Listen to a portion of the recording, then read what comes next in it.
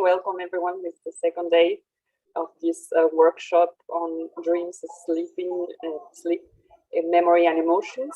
And I'm Marina Trakas. I work on memory. Francisco Gallo, neuroscientist working on dreams, and Melanie Rosen is a philosopher working on dreams and memory.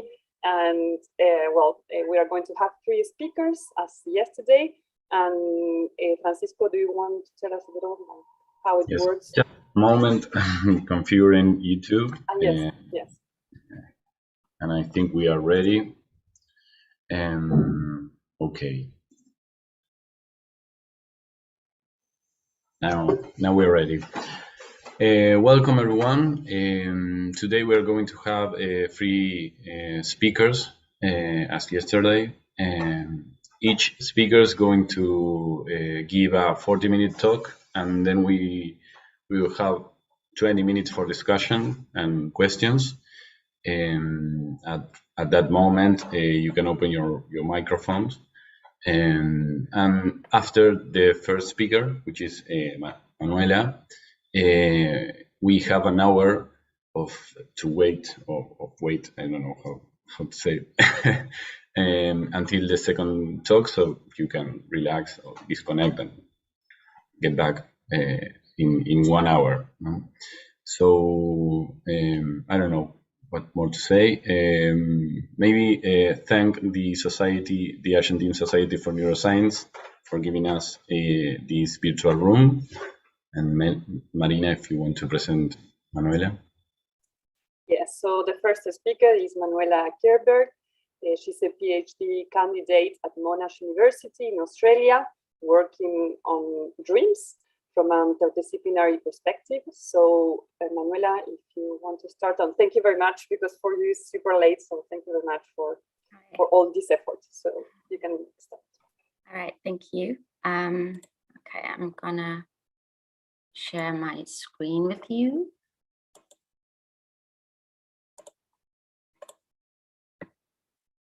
All right, so I hope this is working now, and you all see a duck and a banana. So good morning, everyone. And thank you for getting up so early and inviting me to present at this workshop.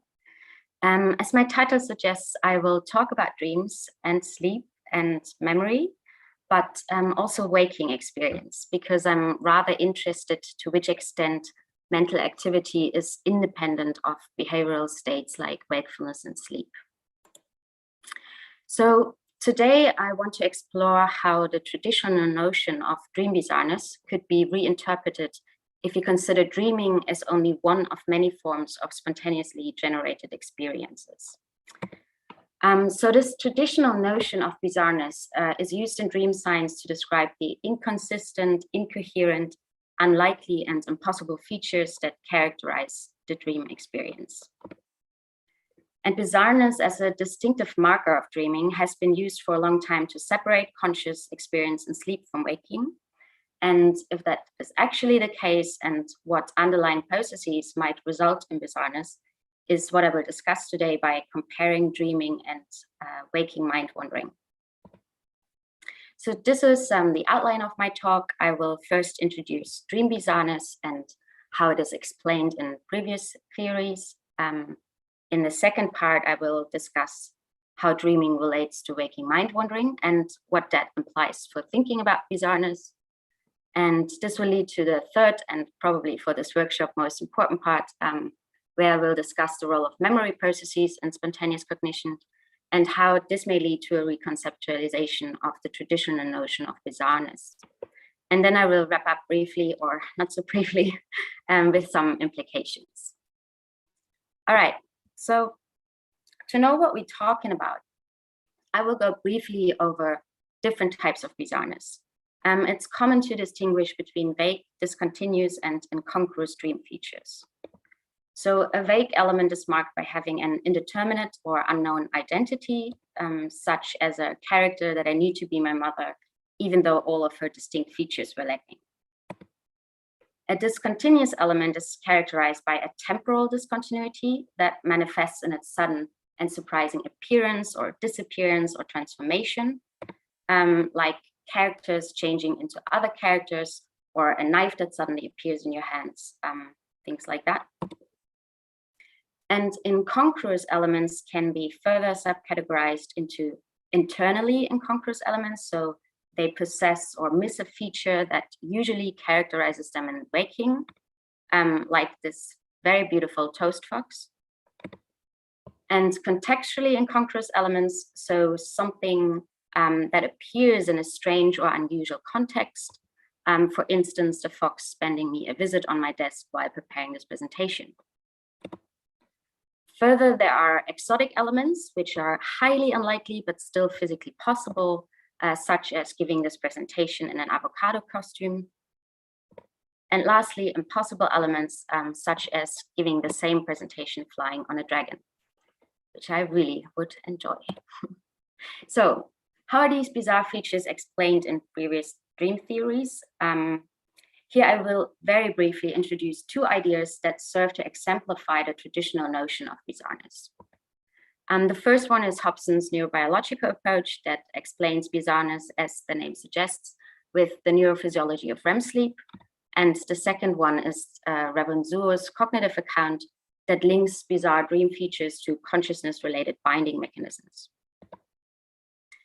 In the neurobiological approach, bizarreness as a defining feature of dreams is the cognitive correlate of two neurophysiological processes during REM sleep.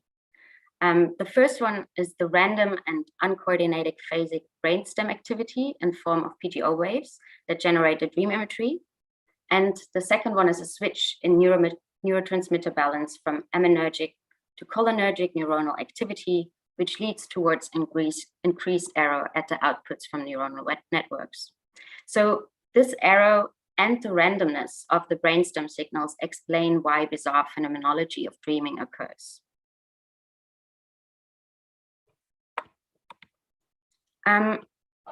If you look at Ravensbur's account, then bizarreness here originates in the failure of the sleeping brain to reproduce the coherent binding processes that are at work in waking perception. So the idea is here that the brain seeks to create the same phenomenally integrated world as on waking, but fails to bind all the elements consistently together. So perceptual features of the dream experience are combined in unusual ways, resulting in novel and often nonsensical elements and scenes. Bizarre dreaming is here understood as misrepresenting reality because the neurocognitive mechanisms that create conscious content are altered due to a lack of sensory input. And although dreaming can be conceived of as a largely realistic simulation of the waking world, bizarreness occurs when binding processes malfunction and the phenomenal components seem to be bound in discontinuous and incongruous ways. Although the ideas about the origin of bizarreness are quite different, both accounts overlap in their underlying assumptions. So first, that bizarreness is a REM sleep phenomenon and can be explained by mechanisms that are intrinsic to REM sleep. Second, and connected, bizarreness is then unique to dream phenomenology and emerges therefore from mechanisms that bring about the dream sleep experience. As dreaming feels like perceiving a world outside of our brains, it is said to be quasi-perceptual. So this results in the comparison of how dreaming differs from waking perception. And based on the assumption that waking perception provides the appropriate baseline, bizarreness on the phenomenological level appears indicative of an underlying cognitive deficiency marking the dream state. So while Hobson, who liked to call dreams cognitive trash, equates dreaming and psychosis, Ravensburg understands dream bizarreness as the result of a malfunctioning simulation process. So if we take all these assumptions together, then the traditional notion of bizarreness functions as a characteristic that sets sleeping and waking conscious experience apart. But this stands in contrast to theories that conceptualize dreaming as related to other conscious states. Recent neurocognitive research suggests that dreaming is one type of spontaneous thought. And this idea is prominent in, for example, the neurocognitive theory of dreaming and the dynamic framework of mind wandering, which I will concentrate on today. And instead of analyzing them separately, these frameworks recognize that dreaming and mind wandering overlap in phenomenology to such an extent that they could be considered being part of a continuum. They also emerge from overlapping neuronal mechanisms. So it is primarily the default mode network that is implicated in the generation of spontaneous experiences, a network that also overlaps to a great extent with memory networks and seems to give rise to all kinds of constructive mental simulations, independently of whether we are asleep or awake. So what are spontaneous experiences?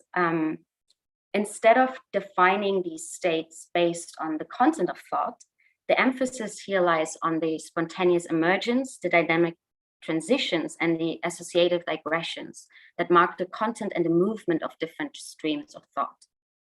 And these dynamic processes are limited by two types of constraints, which constitute the axis of the model you can see here. Deliberate cognitive constraints are implemented by cognitive control, like, for example, attention monitoring, and automatic constraints or automatic mechanisms are mechanisms like sensory or salience mechanisms. So within the dynamic framework, dreams are characterized as minimally constrained, immersive, and hyper-associative spontaneous experiences. Being located on one end of the spectrum, dreaming can be understood as an intensified version of mind wandering. So instead of comparing dreaming to waking perception, these new ideas suggest that a comparison with other spontaneous thought processes might lead to a shift in perspective. In the specific case I am discussing today, it offers a conceptual window into reconsidering dream bizarreness and its relation to the movement of thought and the dynamics of different mental states. So the question is if waking spontaneous thought shows expressions of bizarreness too. And temporal discontinuities are an obvious candidate because mind wandering is defined as a state in which transitions between thoughts occur freely and unconstrained. So as an example, consider jumps in topics that are typical for some of our waking thought. Let me remind you of the example of the exotic dream elements, giving a presentation in an avocado costume. Let us imagine now that your thoughts drifted off at that very moment. First, there might arise an image of yourself wearing an avocado costume. But now maybe cucumber would be more your style, although hard to imagine you might not like avocados at all, which in turn reminds you of having to buy cucumbers today because you just thought about making a salad later. Gosh, how long will she keep on talking about cucumbers and avocados? You're already hungry. Pick a rig. So this specific stream of thought involves both continuity and discontinuity. The jumps in the setting and content are obvious, but so are the associations between them. Our waking thoughts, so it seems, do show quite a few discontinuous features. And this is also supported empirically. A recent study comparing stimulus-dependent thought, dream thoughts, and stimulus-independent thought. I don't know about the color choice of orange and red to compare these states, but we are just concerned now for the orange and the turquoise ones, revealed that dreaming and waking stimulus-independent thought, which can be considered as a form of mind wandering, can be considered as a form of stimulus-independent thoughts, show a higher frequency in the dimensions of spontaneity, so what we just discussed, bizarreness, and topical shifts. Actually, the topical shifts are almost equal in dreaming and stimulus-independent thought. This already raises the question about processes underlying spontaneous cognition across wakefulness and sleep that could inform a theory of bizarreness, which leads me to the third part of my talk about fragmentation, discontinuities, and memory. So what I will try here is to integrate different hypotheses originating in either dream or mind wandering research and integrate them into a framework about spontaneous cognition.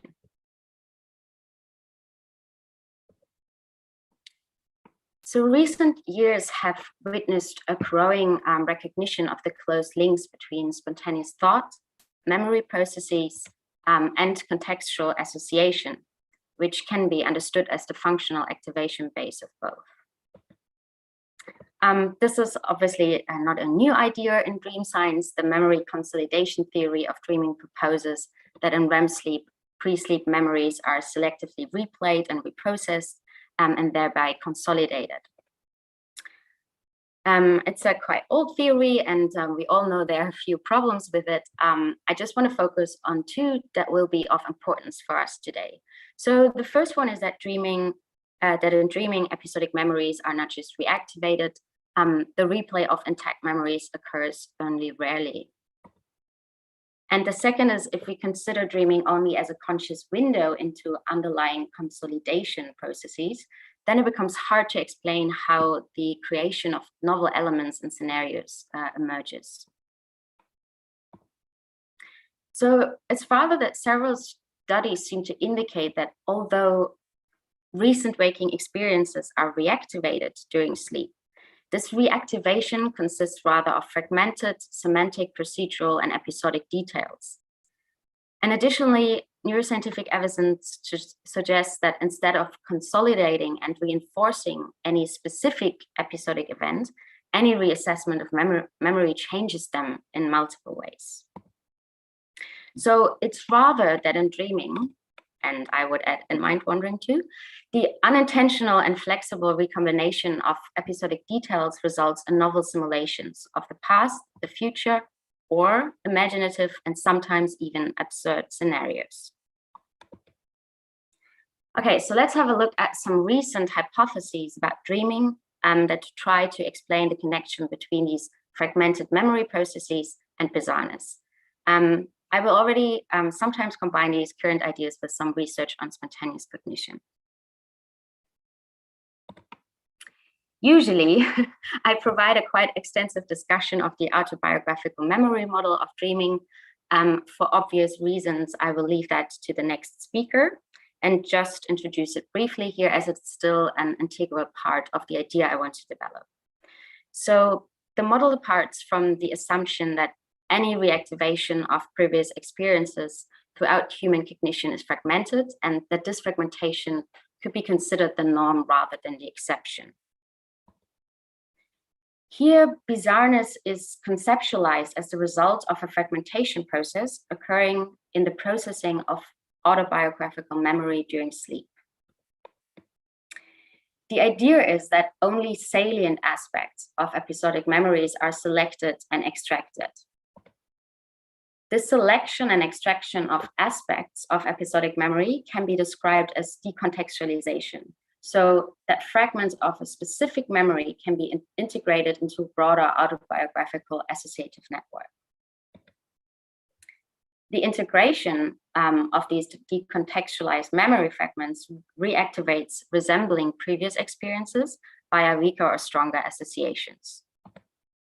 So features and fragments originating from different memory sources are fused together to dream sequences that usually result in an overall realistic simulation. As dreaming is situated at one end of the continuum of spontaneous thought, even loosely associated memories are combined sometimes, and so result in odd and whimsical sequences. This fragmentation process is still poorly understood, but recent research suggests that emotion, and I think we will hear more about that later, the reward of the learning experience, the current environment, so external and internal stimuli, personal goals and concerns, as well as the relevance for the future or the relevance for the situation might guide the selection process.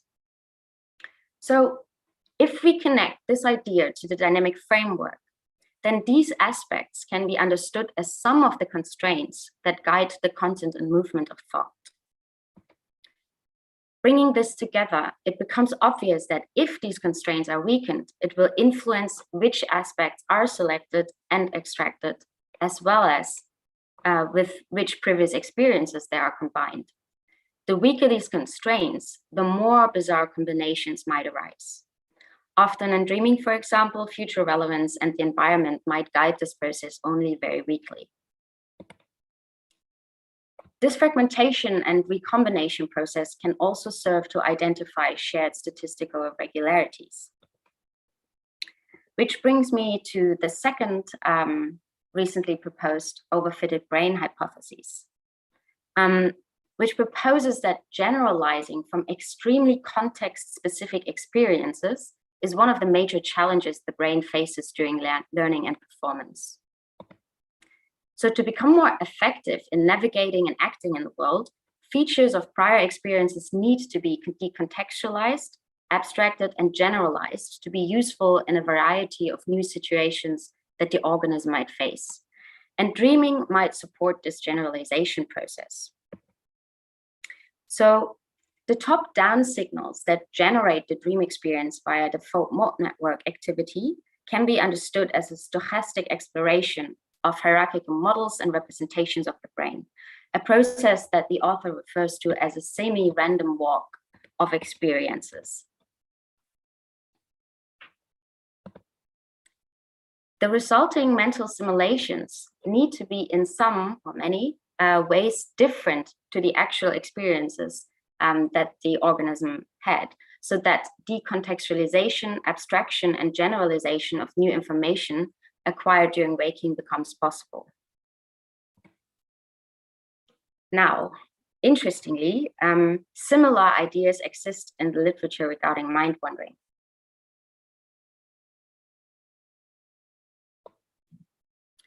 One such example is the default variability hypothesis that proposes that the high content variability during mind wandering, so the disconnected jumps from topic to topic, plays a beneficial role for human cognition.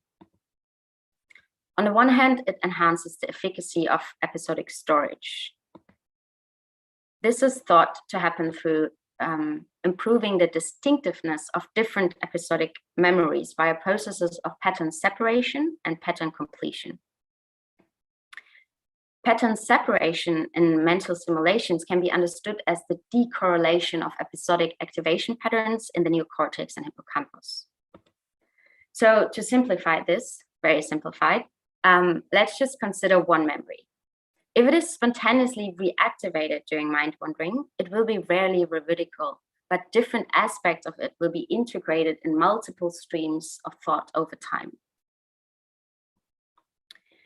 This results in a re-encoding of new memory traces so that overlapping characteristics present in these different re-instantiations of the memory will be strengthened, and irrelevant features inhibited over time. The recall of certain aspects of one memory might at the same time serve as a cue for other episodic memories that complete the thought sequence. So separately encoded memories are re-instantiated through internal or external cues within one stream of thought. So this additional process of pattern completion can explain why the mind keeps moving in a seemingly associative way and how novel mental content is created. So thus taken together, the processes of pattern separation and completion can account for the phenomenology of mind wandering, where we observe a constant flow of changing mental content, so separation, that is nonetheless connected in an associative way, completion. On the other hand, spontaneous mental simulation might facilitate the optimization of semantic memory. And they do so through the process of combining dissimilarity and similarity across representations. So while overlapping features of different memories within a stream of thought enhance the formation of categories and extraction of regularities among them, dissimilarities can be utilized as counter-evidence that support the identification of category boundaries. As different fragments of episodic memory are integrated at various points over time, the relationships among typical elements can be encoded. So taken together, this suggests that we observe the interplay of memory fragmentation and associative combination in dreaming and mind wandering alike. If we look at this even more broadly, beyond dreaming and mind wandering, then some neuroscientific evidence shows that instead of identical sequence replication on the neuronal level, experience-based firing sequences are usually combined with completely novel firing patterns. And this indicates that fragmentation, discontinuity, and novelty are inherent characteristics of thought processes that rely on prior experience. Now, if different types of conscious thought can be positioned on a continuum from deliberate thinking to freely moving thought, it seems plausible, given that different constraints are at work, that we observe a gradual expression of different kinds of bizarreness as a result on the phenomenological level. So then we are ready to reconceptualize.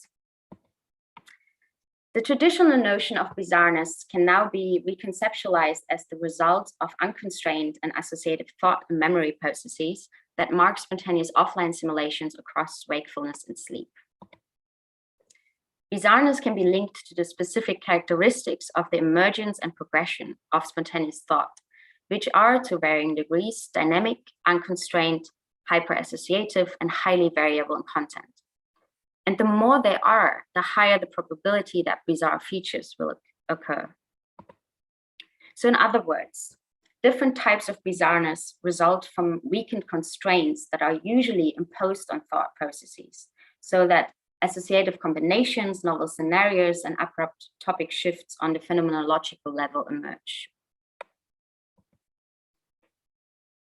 The here presented hypotheses allow us not only to reconsider underlying processes of bizarreness across wakefulness and sleep, they also promote a revision of the traditional notion of bizarreness as indicative of cognitively deficient simulations. So different binding mechanisms might be at work in spontaneous cognitions, but they're neither bound to REM sleep experiences, nor do they indicate a malfunctioning simulation process or chaotic brainstem activation. It rather looks like that unusual binding processes might have a beneficial role that promotes the decontextualization of prior experiences, emotion assimilation and regulation, the generalization of prior experiences, and with that, the optimization of episodic and semantic memory. Another aspect here on which I've touched now a couple of times is that spontaneous and unusual thought content is often simultaneously perceived as novel. This can result from the surprising sequence of contents within a stream of thought, or from surprising content, or both. And a recent paper termed these as abrupt and wayward transitions. The authors of that paper suggest that surprising thought transitions could be an expression of novelty-seeking behaviors that are essential for predictive learning. So instead of being indicative of cognitive deficiency, abrupt and wayward transitions, which appear to involve bizarreness in the traditional sense, could enhance and test the predictive models of the organism. The exploration of hypothetical prediction errors and the adaptation of the respective models could diminish future prediction errors beyond the information of prediction errors that arise from sensory signals. So bizarreness and wayward thought transitions, understood as marking novelty-seeking thought processes, might therefore broaden the mental search space in a beneficial way. Almost done for the hungry ones. So wrapping this up, I want to come back to the dynamic framework that suggests that discontinuities arise from the weakening of constraints on content and thought transitions as we move from waking to sleep.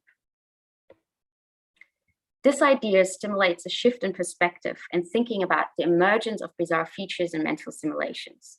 So instead of considering bizarreness as an anomaly, late at night, anomaly, that's the word I want to say, anomaly of otherwise continuous thought processes, bizarreness can be considered as a feature of spontaneously emerging and freely flowing thought.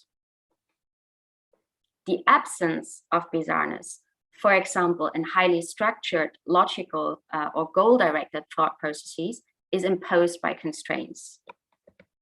By contrast, thought and memory processes operating without such constraints are marked by different degrees and types of bizarreness. While bizarreness can be conceptualized as a feature of spontaneous offline simulations, different expressions of this characteristics can be expected if different subtypes are considered to be related but distinct conscious states on a continuum. So dreaming is in many ways less constrained than waking mind wandering. I just want to pick and discuss two weakened constraints here at the end. One such difference is that the dream state is marked by a much higher degree of sensory decoupling from the external world. So under conditions in which the competition between external and internal stimuli is minimized, associative streams of thought and imagery will typically be less constrained by extrinsic stimuli, and hence probably show more bizarre features. So in a way that connects to previous accounts in that lacking sensory input is an important automatic constraint, but it is not the only one. For example, a recent paper proposes that certain types of spontaneous experiences are limited through situation-dependent constraints. And this context sensitivity constrains the probability of associations that have no functional relevance for the actual situation. This constraint might be present, but already weakened in waking mind wandering, but even more so in dreaming, so that an increase of bizarre features, but also novelty might occur. So now really wrapping up, I hope to have convinced you in some way about the relationship of dreaming, mind wandering, and memory processes, and that detailed bizarreness research might help us to understand more about the underlying fragmentation processes and constraints that are at work across wakefulness and sleep. Bizarreness research can therefore be employed to investigate the very building blocks of spontaneous cognition.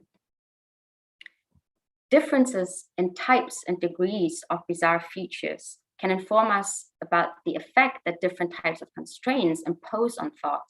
So in this sense, bizarreness research can contribute to investigate what determines what we think about, how we think about it, and what guides the transitions from one thought to the next.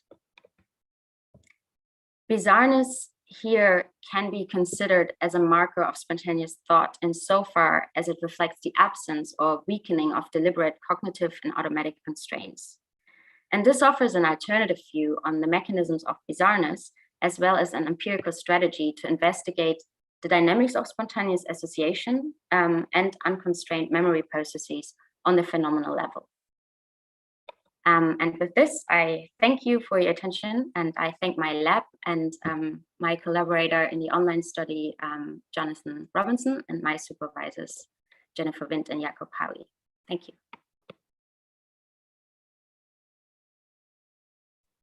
Well, thank you very much, Manuela, for this very rich and interesting talk. So if you want to ask a question, you have to raise your hand. I saw a question already in the discussion, so I will read that question. Melanie, you can tell me also if someone wrote on the part of the private, because I don't have it open. So Perina Ruby asked, thanks for presenting this very interesting perspective on the closeness between dreaming and spontaneous waking thoughts. How do you integrate the metaphoric aspect of dreams in your view?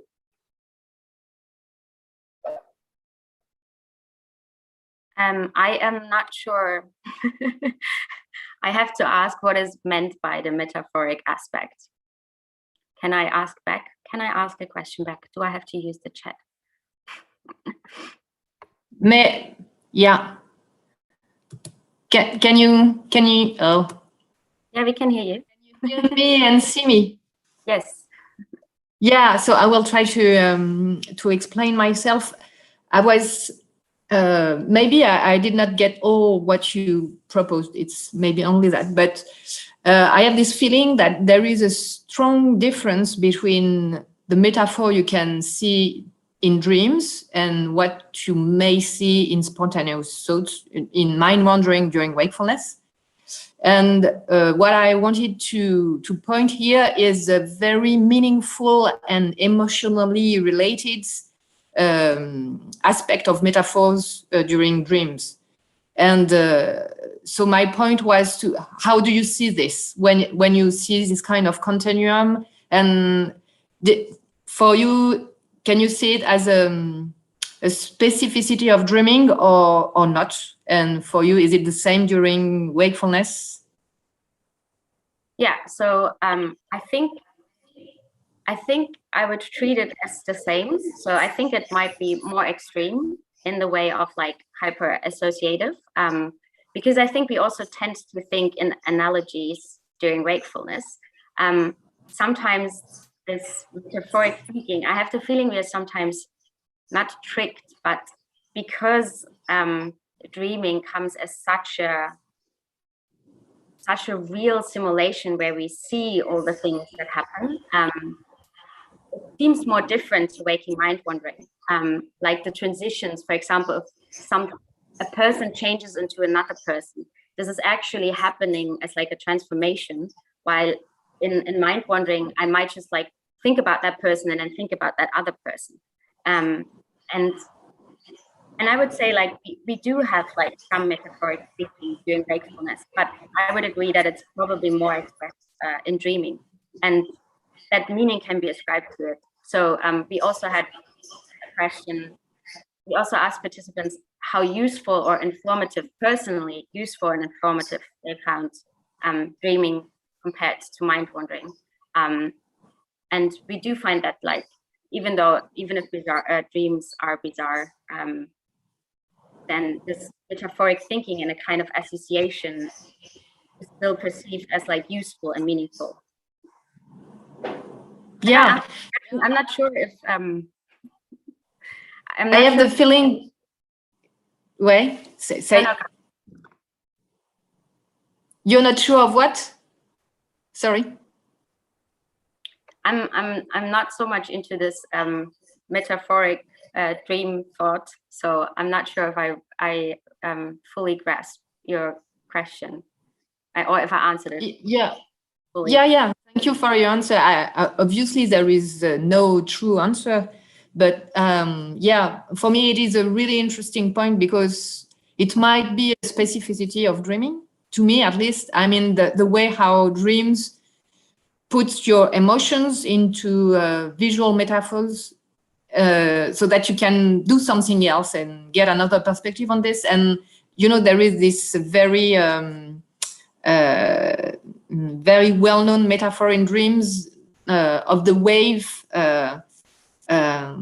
of a big tidal wave coming to you when you are overwhelmed by something in your waking life, some emotional stuff like that.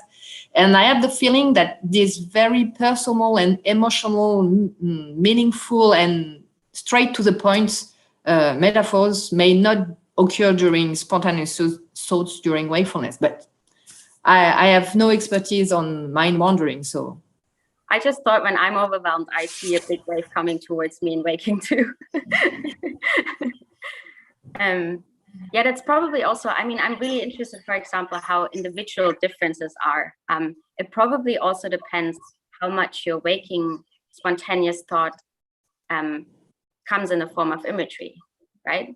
So if you really, if you're aphantasic, then you probably don't have that so much, so that emotions or other things transform into images. But if you're on the other spectrum and be hyperphantasic or be imagine a lot, then I can see how like things like that could occur. But I agree with you that it's probably more extreme in dreaming. And the last point may be that you may not get the same level of unconstrained thought during wake and dreaming. I mean, the brain is in a totally different state during wakefulness and dreaming. And I have the feeling that you may get access to unconscious thoughts during sleep that you may not access during wakefulness, but that's also an hypothesis. It's only a feeling.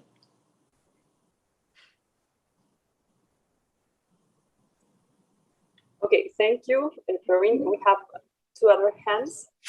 Asha. Hello, thank you for your interesting presentation, Manu.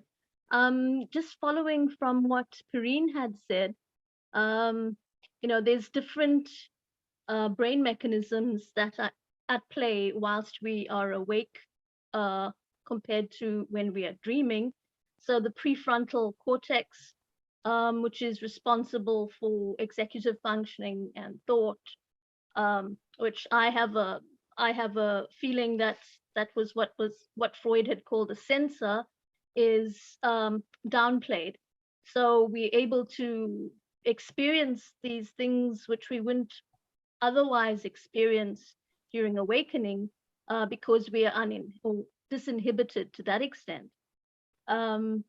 And you know, Freud did say that the structures that are responsible for dreaming, everyone has them, and they're the same structures that lead to psychosis.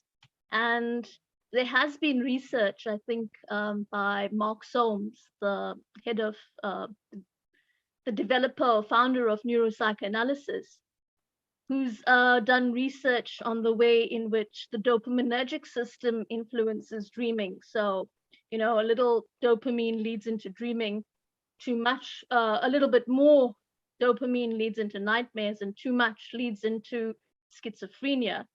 And I was wondering to what extent, or any extent, have you considered or maybe already done research with regards to people who have schizophrenia, comparing this their dream thought or dreams to normal dreams? Thank you. Okay, that was a long question. I don't even know where to start. So it's all right. It's all right.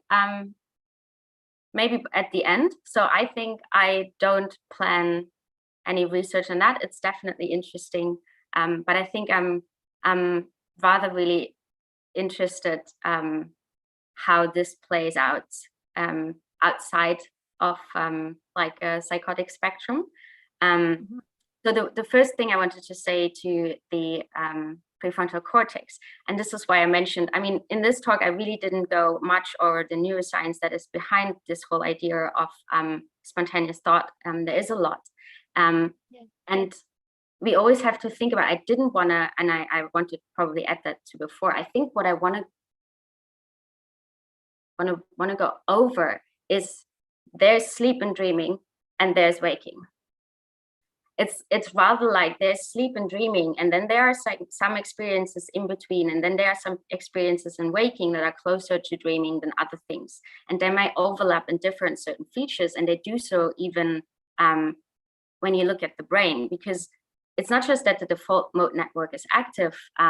Even in waking mind wandering, there is a bigger disconnection with the prefrontal parts of the cortex that's shown. It's not as extreme. And this is the thing, it is another constraint that is obviously happening there, right? So it will give rise to different experiences. And probably if more things get loose, you can easily extend that and say like, yeah, okay, then we come closer to psychosis, and we might even come closer to schizophrenia. There's some research done, I think, about schizophrenic dreaming and bizarreness. And I think they didn't show more bizarreness in dreams. They did show more bizarreness in waking reports, if I remember correctly. So yeah, so I think you can integrate this idea in this framework, and it's just another way, I think, about thinking. I'm already, it's 11 o'clock.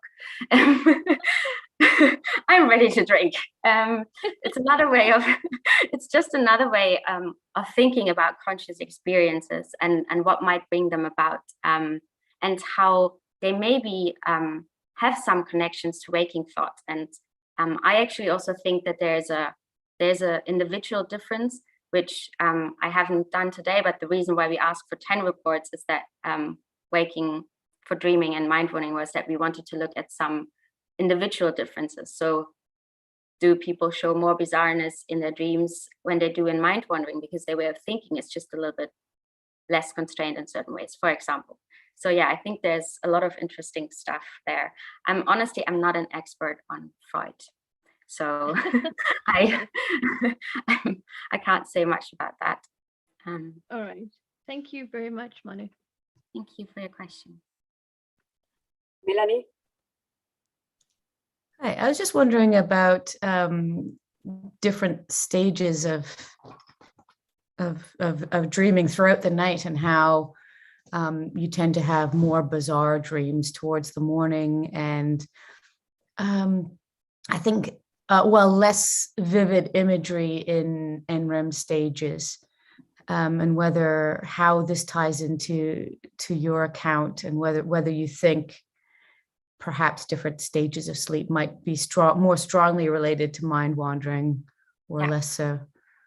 Yeah, I think so. So this is the next one, right? You have this like, oh, there are all these phenomena. And then if you actually go into dreaming or mind wandering, you have all these internal like phenomena again. Because even mind wandering, and this is something that wasn't included because we haven't done this analysis yet, but even the mind wandering reports and what you get is from completely controlled, intentional daydreaming to, I just had this involuntary memory about something.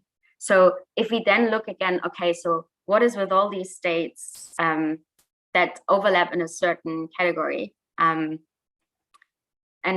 we want to do this. So we're doing this in the study we're doing right now. We do the report and questionnaire with the EEG headband so that we know in which sleep stage they are. But this is just running right now. So because this is really interesting. So how are then internally, and maybe there are some dream states that actually are closer to some spontaneous waking states than there are to within sleep, for example. So between sleepmentation and REM sleep, for example. Yes, I think this is the next step, and very, very interesting.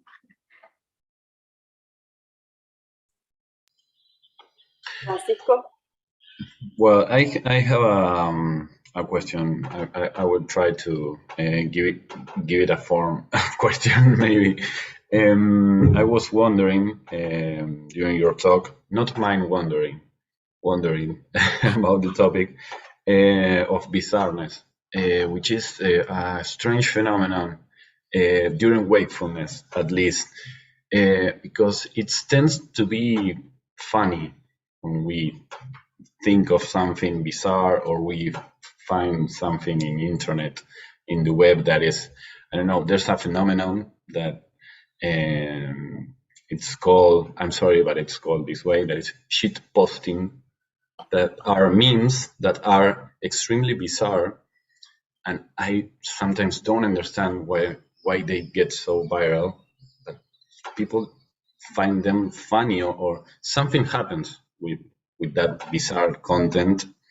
And for me, that response, or that stimuli that emerge from bizarre content, it's something that doesn't happen during dreams, and there's something there. No, there's something that's going on with bizarre content, or with two disconnect things that somehow you find connected, and that maybe there's it's a way of the brain to test new things, no, and to connect two concepts in a random way, and maybe the bizarreness is a way to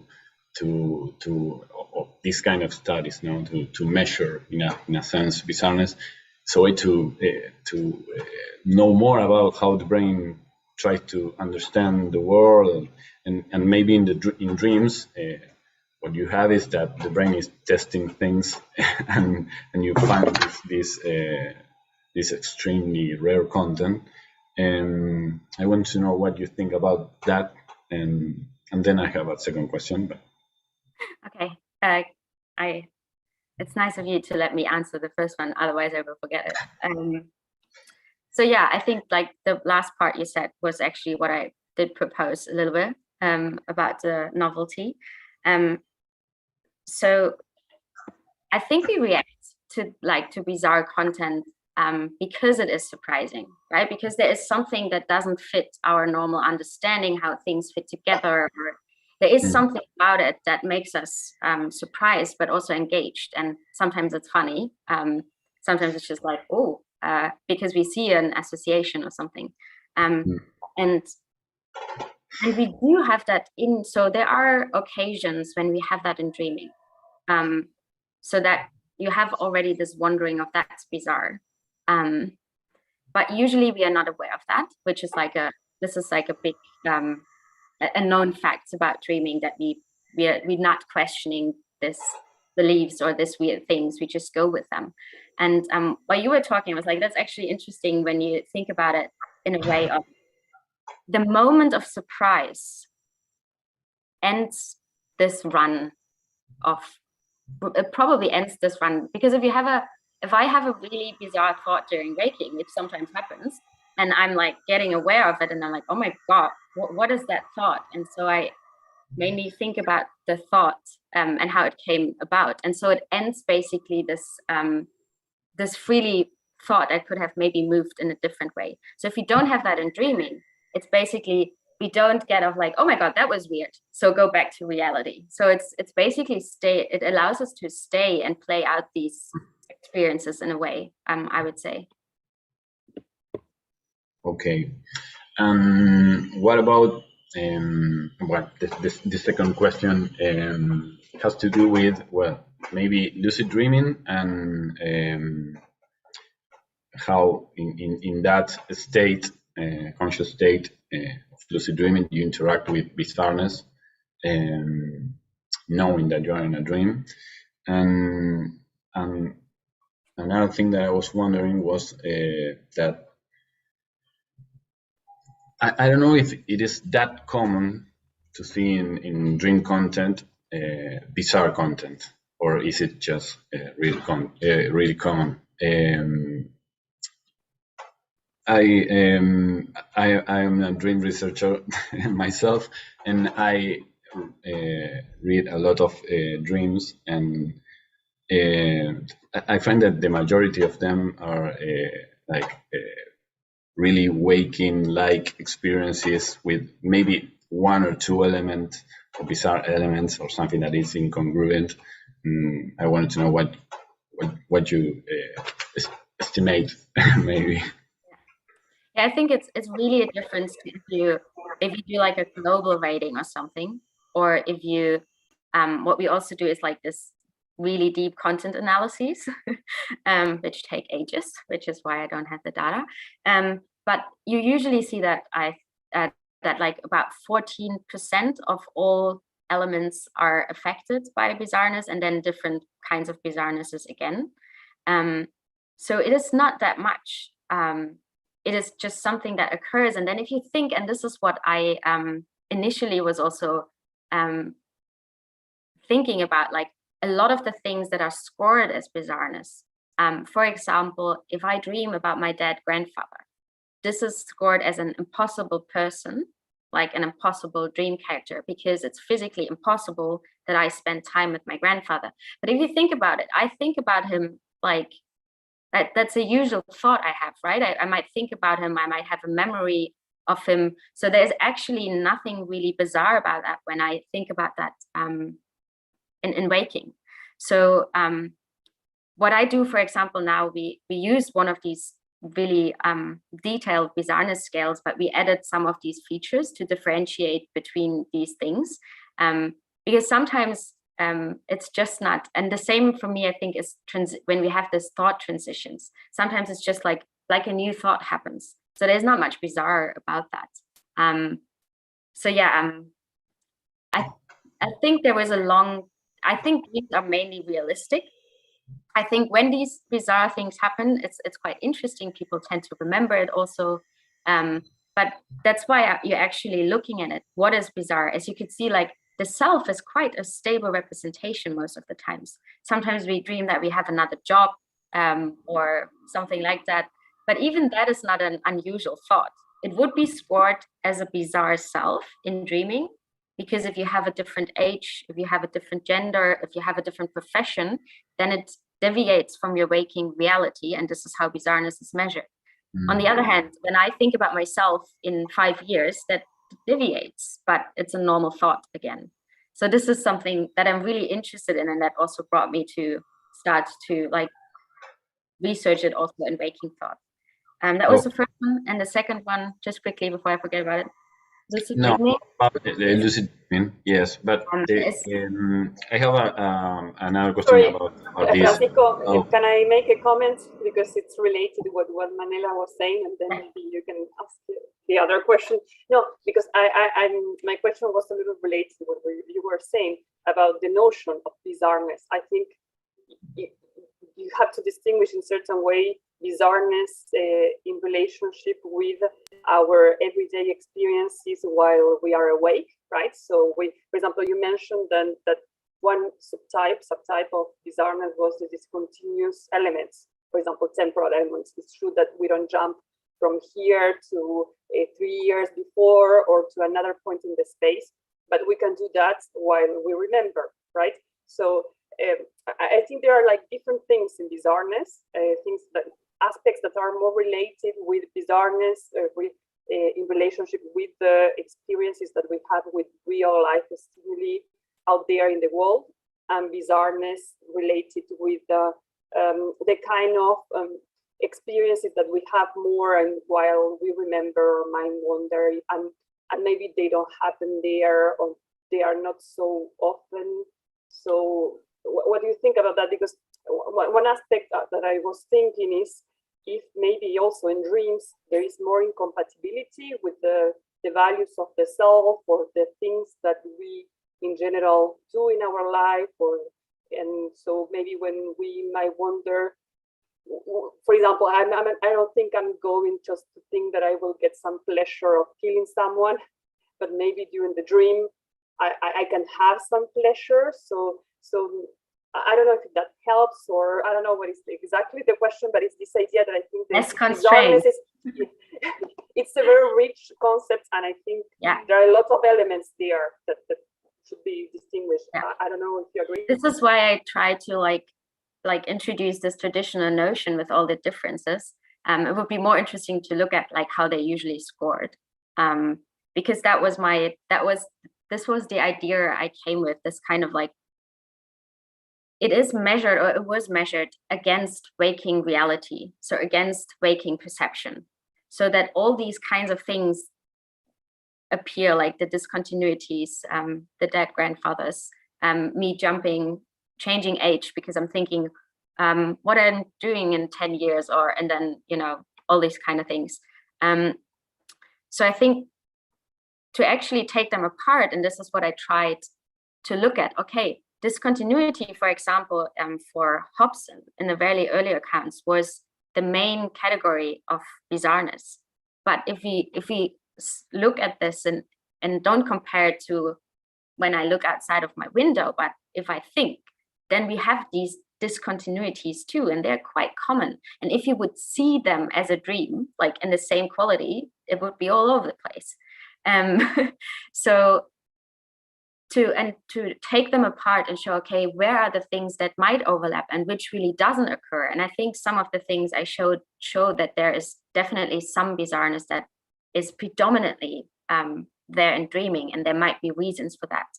But to investigate that, the different, also what bizarreness means and what it indicates, and that's basically where I want to go.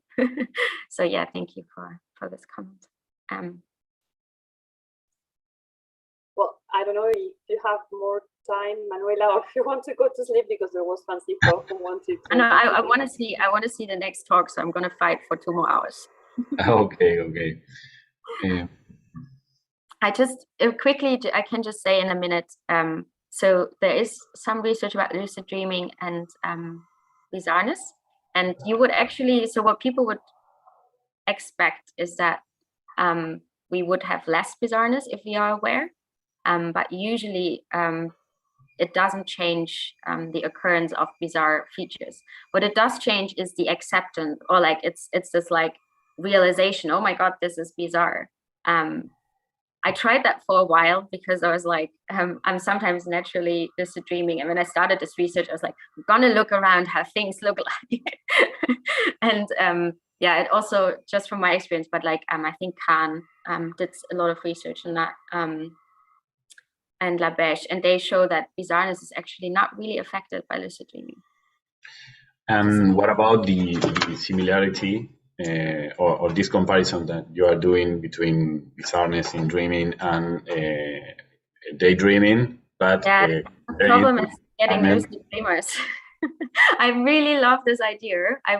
Because I think this is another in-between state that is really interesting and might have really some overlaps, which are like so interesting. But this is really hard to do. For that, you might need a collaboration with, I don't know, who does a lot of lucid dreaming, Martin Treslau. Yeah, it's really hard to get lucid dreamers into a sleep, like, yeah, have like a 7-day thing and be like, and now dream lucidly. But yeah, it's a really good idea. If anyone would be up for that, join. Okay. Well, thank you very much, Manuela. It was a very interesting talk, and thank you for all the questions. So we see each other in 1 hour or a little less, like 50 minutes, okay? Yeah. Well, see ya.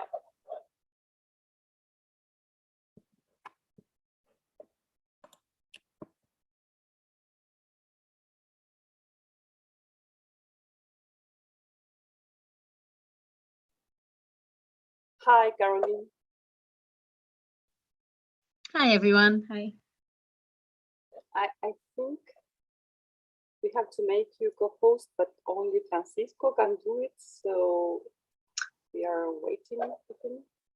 Okay. I think there's another presentation first anyway, isn't there? Before you know. Oh, am I first up? There's a nice surprise. I'm completely prepared. Well, there's all this problem with the time zones. I think everyone was a little lost, so it was our time here. So. Oh, then apologies, but I'm all prepared and ready. Not a problem. Okay. Well, should we start or? Francisco, you have to make Caroline a co-host. Oh, sorry. Not... Yes.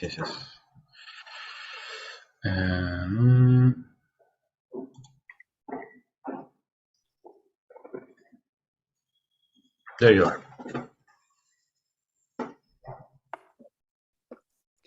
That's great. Fingers crossed this will work in a moment.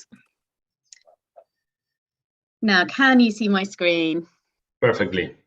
Great. Let's see if you can see it fully in a moment. How's that? Yes.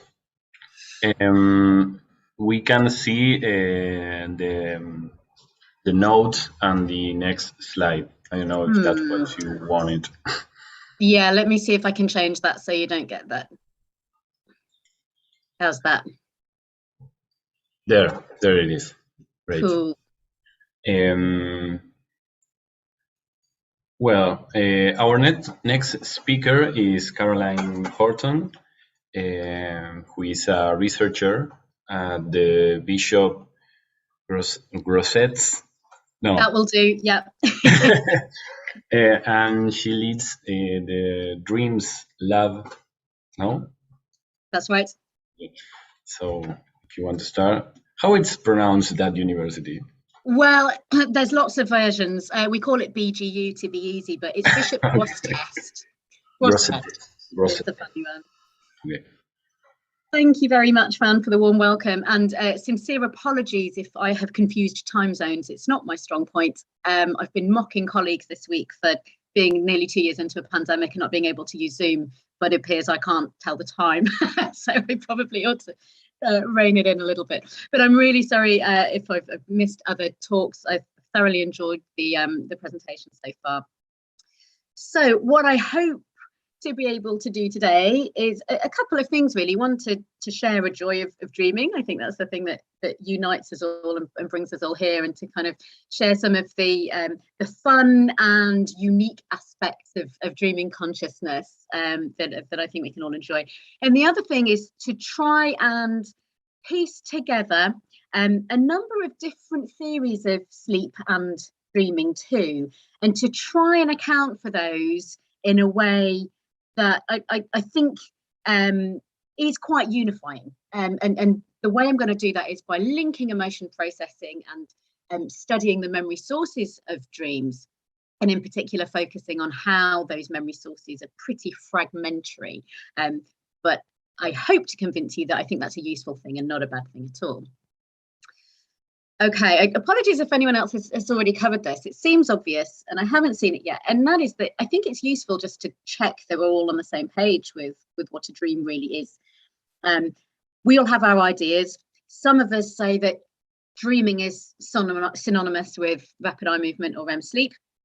That's something that I would disagree with, because I think we can sample dreams pretty consistently across the night, actually, if we do it in the right way. Some people have quite a full definition. This is just a dictionary definition that I'm showing here. And that is that dreams might need to contain a number of different things, like a series of images, ideas, emotions, and sensations. And the definition again goes on to say that they occur involuntarily. Well, you know, lucid dreaming is different, of course, that's voluntary to some extent. And that it occurs in the mind during certain stages of sleep. Well, I've already taken umbrage with that last bit. But if we're quite restrictive with quite a full definition of dreaming, that can affect the kinds of content that we sample when we ask people to talk about their dreams. So if we say, tell us about, you know, the full dream, tell us about an emotion or a story, then people will focus on that and perhaps not explain or describe something that might just be a bit more fleeting or a bit more sensory perceptual that's quite tricky to put into words. So the more we can be kind of simplistic but broad with our definition, I think the more valid our study of dreams can be. So we've got to be quite careful as scientists how we operationalize the way that we're working with dreams at any one time. And I'm sure we know this, but if we ask people when they are awoken, or as soon after they wake as possible, what was going through your mind, just while you were sleeping and before you were awoken, then we can get a fuller range of sensations and perceptions that might typify sleeping cognition, if you like, rather than if we say, what were you dreaming? Okay, because people have preconceptions about what a dream is, and maybe some of us are familiar with that. Some people have very negative preconceptions about dreaming, and some people are really very excited by them and very open to talking about them. So depending on their view and our view, that can actually quite profoundly change the outcomes of our studies. Okay, I made this slide last night, and in my head it wouldn't look like this big blancmange, but look, I've done my best. This is just to try and demonstrate where dreaming fits within the wider sphere of sleep and cognition. All right, so we assume that dreaming occurs during sleep. Some people may say that we can dream while we're awake, but I would say that that's a different state of consciousness. It might not be entirely different, actually. Waking consciousness can be surprisingly similar to dreaming. That surprises people sometimes. But we're going to talk about dreaming now as something that occurs during sleep. So there's a lot of overlap between the theories of dreaming and the theories of sleep. And that's because it is impossible to take dreaming out of sleep. We can study sleep without dreaming, but sometimes dreaming occurs when we're not too sure about it. So they're inextricably linked. We're interested in studying the nature and characteristics of dreaming. And one way that we can do that is by comparing that to wakefulness or to other states of consciousness. And the continuity hypothesis, which is an idea that there is overlap in a number of different things between the way that we dream and the things that we dream of, and the way that we are, the way that we function and process the world when we're awake, offers quite an easy and helpful starting model by which we can try to understand dreaming. So we can try and work out overall how much is dreaming overlapping with our waking life, and how much is it different. And a very particular way that I tend to focus on this is by looking at the memory sources, the things that we've experienced during wake, how they carry over into our sleep, Are they similar? Are they different? And how are they broken down? So we try to break them down to the most small part and component, and then we can see in what way they look. At the same time, as we know from previous talks and from our other knowledge, that sleep gives rise to memory consolidation, and it offers great conditions for that. And also at the same time, sleep, and possibly dreaming as well, but we can't really disentangle that, so we don't know, gives a great condition for processing and experiencing emotion, such that when we are asleep, we experience a lot of emotion. And then after we've had the opportunity to experience it, we tend to have our emotions a little bit more regulated. So we tend to feel a little bit better, and we tend to perceive our emotions and sort of categorize them quite accurately. So if we don't have enough sleep, and REM sleep in particular, we tend to perceive neutral stimuli as if they're threatening to us. And, you know, we can recognize that in our everyday life, can't we? If we're a bit sleep deprived, we might get a bit ratty, or we might swear at the car in front of us for holding us up because they're making us late, whereas maybe we didn't quite get enough sleep, and maybe we're just not in the best of moods. But interestingly, each of these theories of sleep and dreaming also lead to and give rise to the fragmentation of memory sources during sleep. Okay, so taking a long time to explain this, but what I hope to demonstrate in this talk is that we've got lots of different avenues for studying dreaming, different things that they lead to, but really they're leading to the same presentation of dreaming that we're trying to conceptualize here.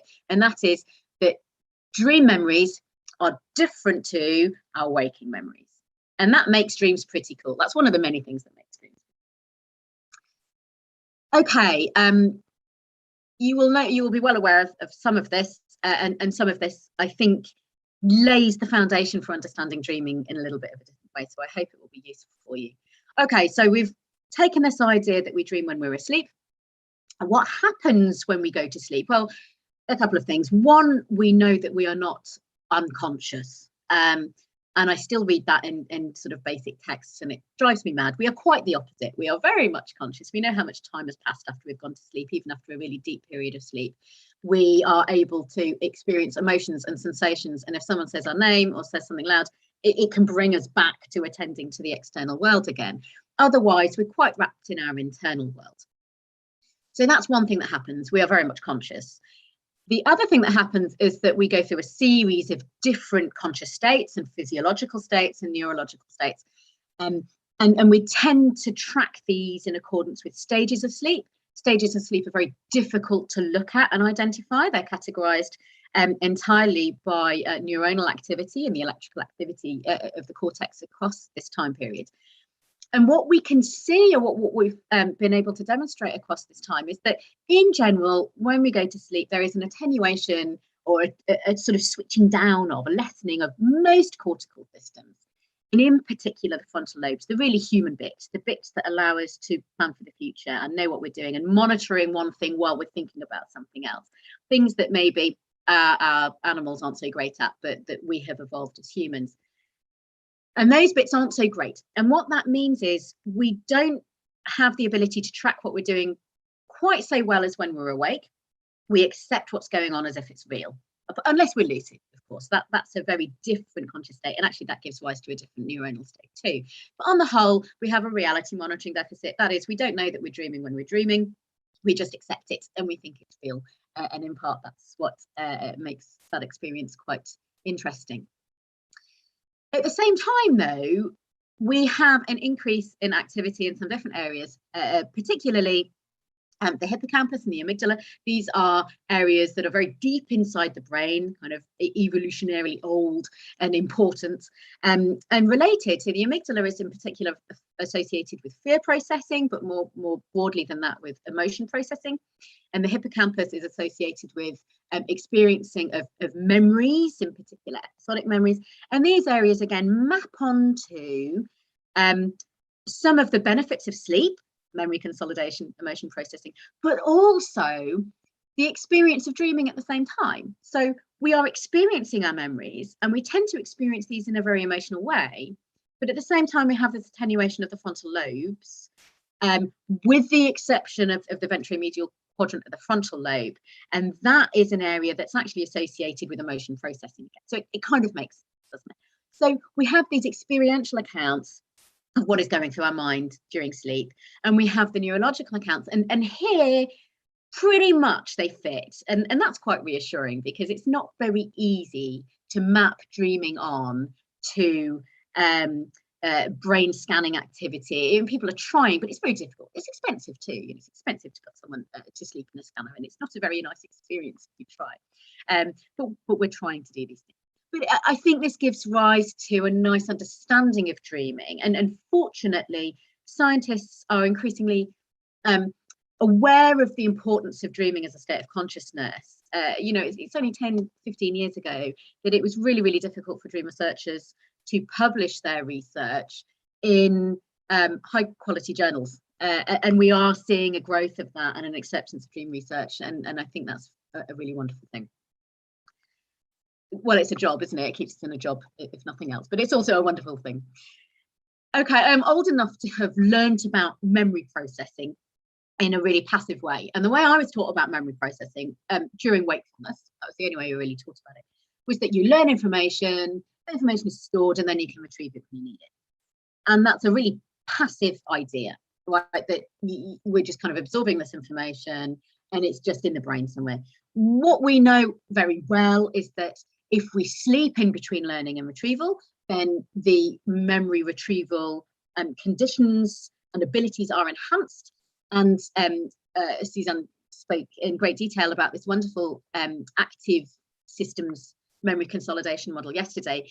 And that demonstrates anything but a passive process of learning and retention, rather than memories just being sort of filed away in a mental library, ready for future use. What's happening is that during periods of rest, during periods where our stimulation from the external world, you know, our ability to perceive information from the external world is limited, our eyes are closed and we're physically rested and prone, we conjure up these images and sensations associated with our prior learning.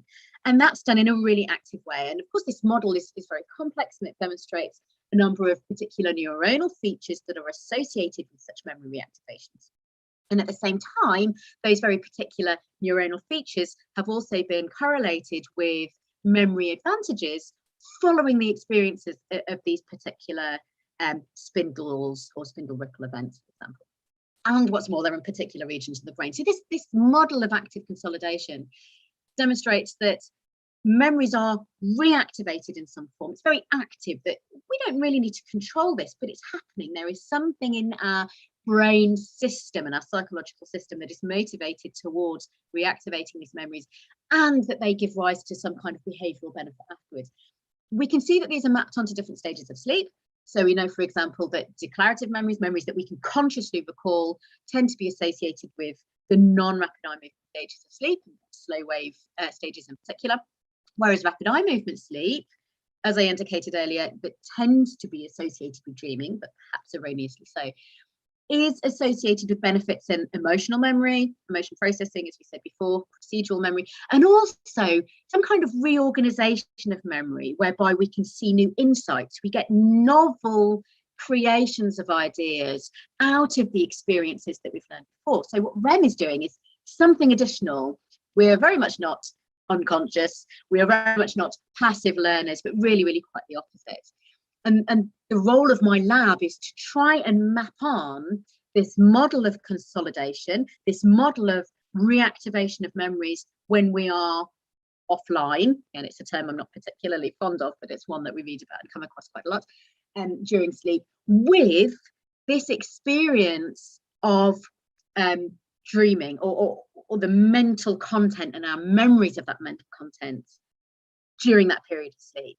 Okay. So we're trying to map these together. We think that we have some ways of doing it. I'm going to try and demonstrate how we're doing it, but it's really not very easy. So bear with me. I will present some null findings, and I hope that in actually trying to do that, we demonstrate that whilst dream research is really, really hard, there are a number of things that we need to understand how to overcome in order to improve our sort of role as scientists and our role in the sort of academic community, because we have quite a duty to do that, I think, to lend credibility to the study of dreams. Okay, so that was a lengthy preamble. In order to try and identify the nature of dreaming and to try and categorize how dreaming may be unique or non-unique, the extent of overlap with waking life, we can use this continuity hypothesis. Okay, so these characteristics of continuity are these bits of dreaming that overlap with our waking lives. And we've tried to characterize continuity in a number of different ways, not just by saying, what are you dreaming? Are you dreaming of things that have happened to you before? But looking in a little bit more detail about the nature of continuity. So we've thematically organized continuity. We've recognized that dreaming can provide overlap and carryover from waking life in terms of experiences, yes, your memories, but also your thoughts. So these are things that might just be internally originated. They haven't actually happened to you. Personal issues and concerns. There can be metaphorical continuity, which is really difficult to try and conceptualize because we've tried many times and struggled. There is a preponderance of emotional continuity. So the feelings that we're generally experiencing, the kinds of feelings, the way that they're categorized, and the extent of them in everyday life tend to be reflected really quite commonly in our dreams. So there's a lot of emotional carryover. And there's this physical continuity too. We can also look at where this carryover comes from. Okay, so we understand that we tend to dream of things that are quite recent, day residues, and we also tend to dream of things that happened about a week ago, but we also dream things from our distant past too. And so we can kind of try to characterize continuity in terms of when things came from our lives. When we think about memory consolidation, we just tend to think about things that have happened to us in the past. But we know that we tend to dream of things that are upcoming too. And I'm not talking about precognitive dreams. We're not straying into that kind of territory. We're talking about things that might be playing on our mind because we know that they're upcoming. And so the way that we think about them may be different to the way that they actually happen, but they are still very much dominating our consciousness and dominating our thoughts. And that also comes through in our dream life. Okay, so we can also look at continuity with the present or past. We can look at discontinuity, we can look at bizarreness, as we know well. And so those memory-based elements, looking at what's happening in everyday life, and then looking at whether they appear in dreams or not, is quite a well-documented paradigm for exploring dream continuity. And it's one that I'm going to talk about a little bit more as well.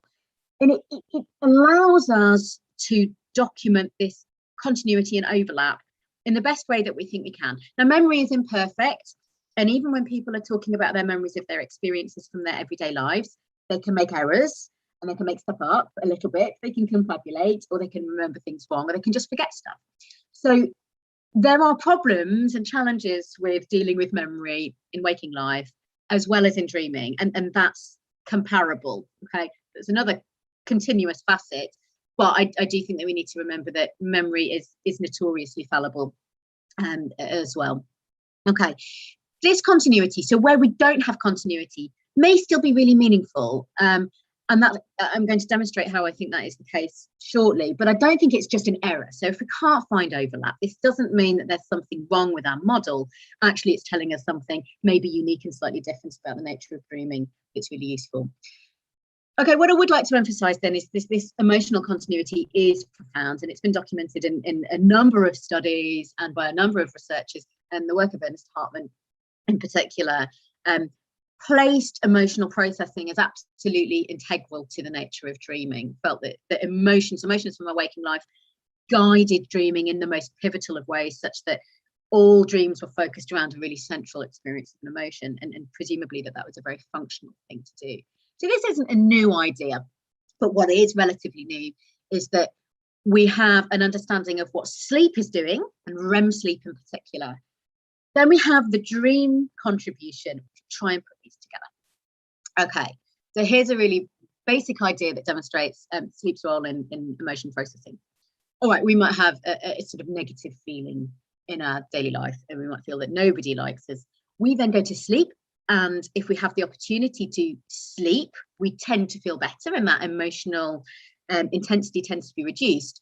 But what's more, if we tend to re-experience that particular emotion, or that particular mood, or that feeling during sleep, then we believe that that adds even more to this experience of emotion regulation, and you know, having the opportunity to process that emotion in a safe space when we're offline, as much as I don't like that word, it really seems to have a strong emotion reduction or amelioration effect, such that we feel better in the day. And again, we can see this from sleep deprivation studies, and we can see this from a number of dream studies too, whereby people who've gone through a number of emotional experiences in their lives, if they dream about them, they say that they feel better afterwards.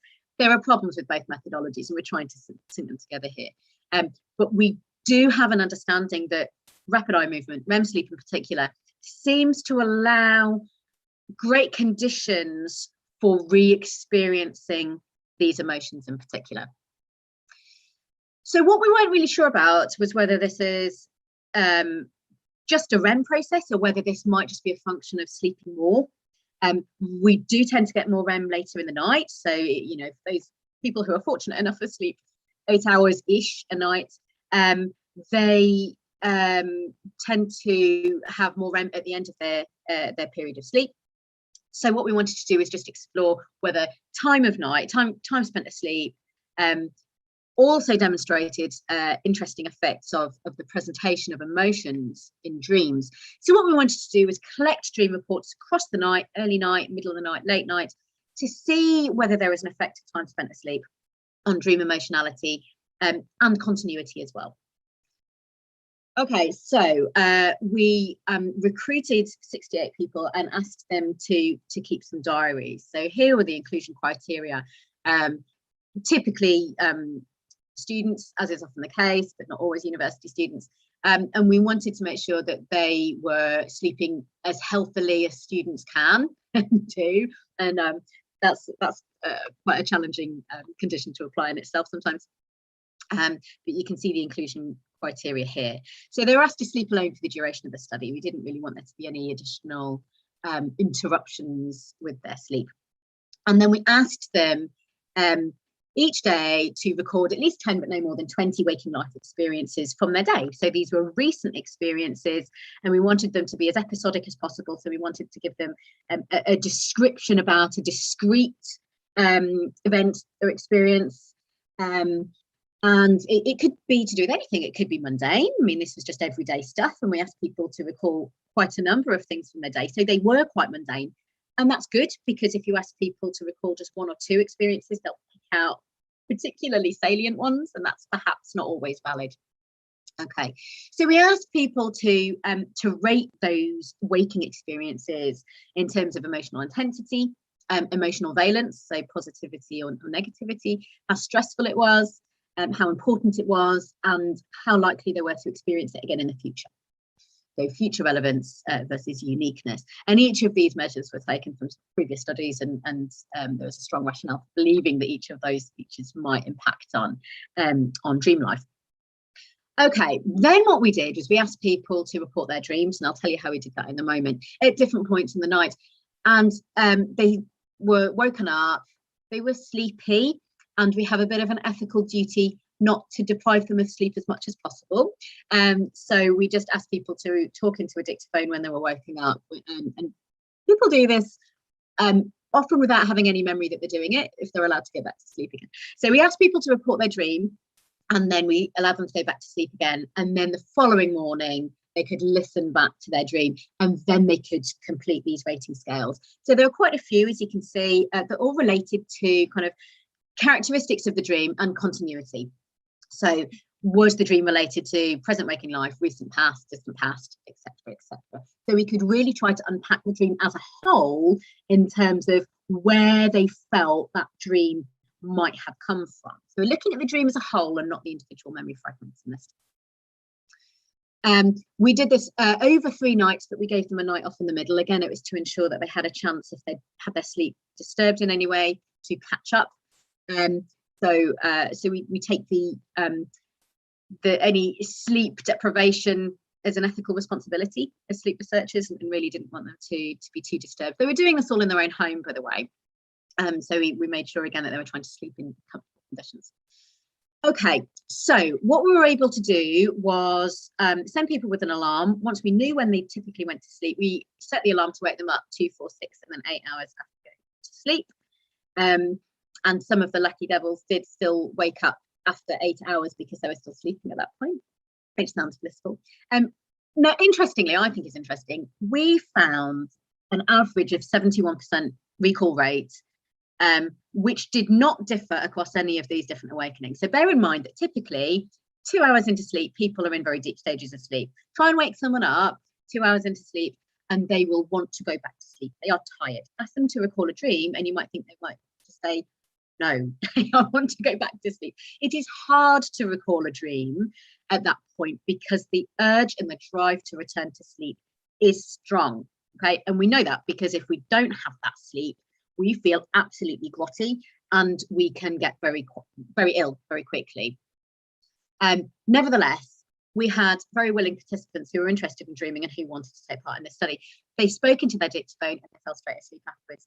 So we got a 71% recall rate. I find that quite interesting. Remember, there is mental content throughout the night. It's just harder to access at some points than others. So we didn't find any difference in recallability across these different awakenings. It says there's 8 awakenings. That's across the 2 nights. So 2, 4, 6, and then 8 hours into sleep, night 1 and night 2.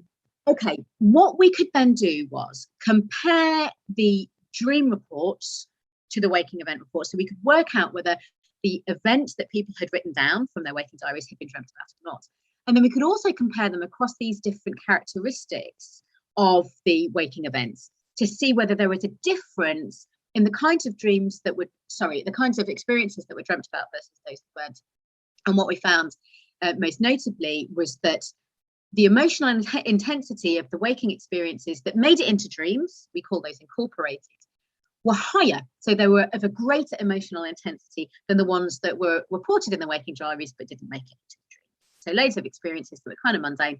If they had a lower emotional intensity, they were less likely to be dreamt about. Okay, so we found a significant difference in that emotional intensity. We didn't find significant differences across these other characteristics. So emotional valence, it didn't matter if these experiences were positive or negative. It was the intensity of the emotionality that made it more likely to be dreamt about as an experience or not. You can see that it looks like stressfulness reached significance. Because we did multiple tests here, we were quite stringent with our significance value.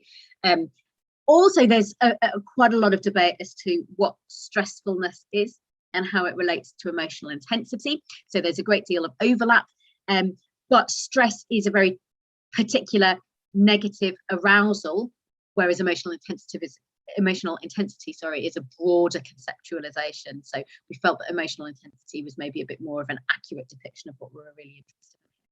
And you can see whether something was deemed to be important or relevant to the future didn't make any difference whether it was dreamt about or not. If you can see, you might need to move your panel of people from your screen. In the second figure there, that we could also chart the nature of emotional continuity across the night. And what we see here is that emotional continuity seemed to dip across the night from early to late and then peak again a little bit at the end. What was significant here was that the emotional intensity of dreams increased across the course of the night. Okay, so it doesn't look like it's a great increase, but it was statistically significant, such that the emotional intensity of dreams was slightly lower at the beginning of the night, and across these 4 awakening periods, it increased. Okay, so we've got something cool going on with emotionality. This is a messy slide, and I can summarize it quite simply, I hope. Okay, so you remember that we collected data across these 13 different dimensions of the dreams. So people reported their dreams, and then when they wake up the next morning, they listened back and they reported their dreams in terms of a number of different elements of continuity. What we were able to do was look whether there was any association between these continuity characteristics across the night. So first of all, we looked at whether these correlated for the early dreams, the 2 or 4 hours into the sleep period awakenings. And we find some associations between things like emotional valence and stress. You would expect that, right? Because stress tends to be negative. And we tend to find things like bizarreness and emotional intensity correlate positively. that's fine. We see that earlier in the night. What we see later in the night is a great deal more associations between these different elements of continuity. So the elements of continuity that were correlated earlier in the night, they still hold, they're still there later in the night, but we also find associations between more disparate elements of continuity as well. So we find things like present continuity is also associated with recent continuity. That seems really strange, right? So how can one dream be associated to the present and to the past? How is this? Well, we have found ways that we can identify this, but what we're finding really is that we can see that there is a greater integration of different elements of our waking lives as we sleep for longer across the night. Now, this may well be an effect of REM, but we're seeing this happen sort of gradually the longer that somebody is asleep for. So we don't think this is necessarily tied to one particular sleep stage. We think that the longer somebody is asleep for, the more opportunity there is for perhaps memory activations and reactivations to emerge. And the more opportunity there is for that, the more opportunity there may be to reactivate a number of different memory elements at the same time. Okay, so over the course of the night, there's greater integration between our different memory sources that are being activated. Okay, I'm nearly done with this one, don't worry, then I'll move on to a different study. Okay, so what we can see when we try to conceptualize these dreams into different categories is that those that were continuous with waking life, they were more continuous earlier in the night and less continuous later in the night. And we also found that the bizarreness of the dream and the relationship to the distant past increased over the course of the night as well. So we've got something that's reflecting maybe greater traditional continuity earlier in the night. And again, as sleep is continuing, as the night is going on, we're having more bizarreness, more relationship with older memories, but still continuous. It's just a different kind of continuity. Okay. So time spent asleep is crucial for this integration of waking life experiences. There's something about the reactivation of them and multiple experiences seeming to be activated that is really interesting. We've called this hyperassociativity. We've referred to this as this idea that we have multiple memory sources being activated at the same time, rather than just one or two, which we think is in line with kind of traditional conceptions. We can see that the emotional intensity of our waking life experiences influences whether something is going to be dreamt about or not. That might be an indication of arousal or salience. And we can see that future experiences are experienced early in the night, but older ones later. Okay, so I find this quite interesting, but also complex, because it means that our conceptions of continuity aren't really quite sufficient. Trying to look at a dream as one entity is problematic because it's much more complicated than that, isn't it? And we're trying to categorize and characterize the nature of dreams when actually they change. There's a lot of memory sources there, and we need to know much more about what's going on. So the next step seems to be that if we break down memory sources into individual fragments, we might have a little bit more of an idea whether there's some kind of predictable nature to the way that these are playing out during dreams.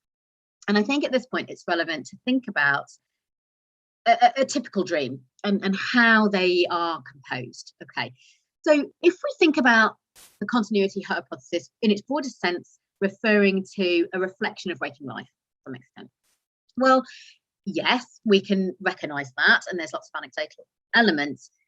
However, dreams are much more complex. So if we take a really simple idea that we had a dream last night, and during that dream, we, in our current, my current aged self, and wearing the kinds of clothes that I wear now, and looking the way that I do now, appeared in that dream.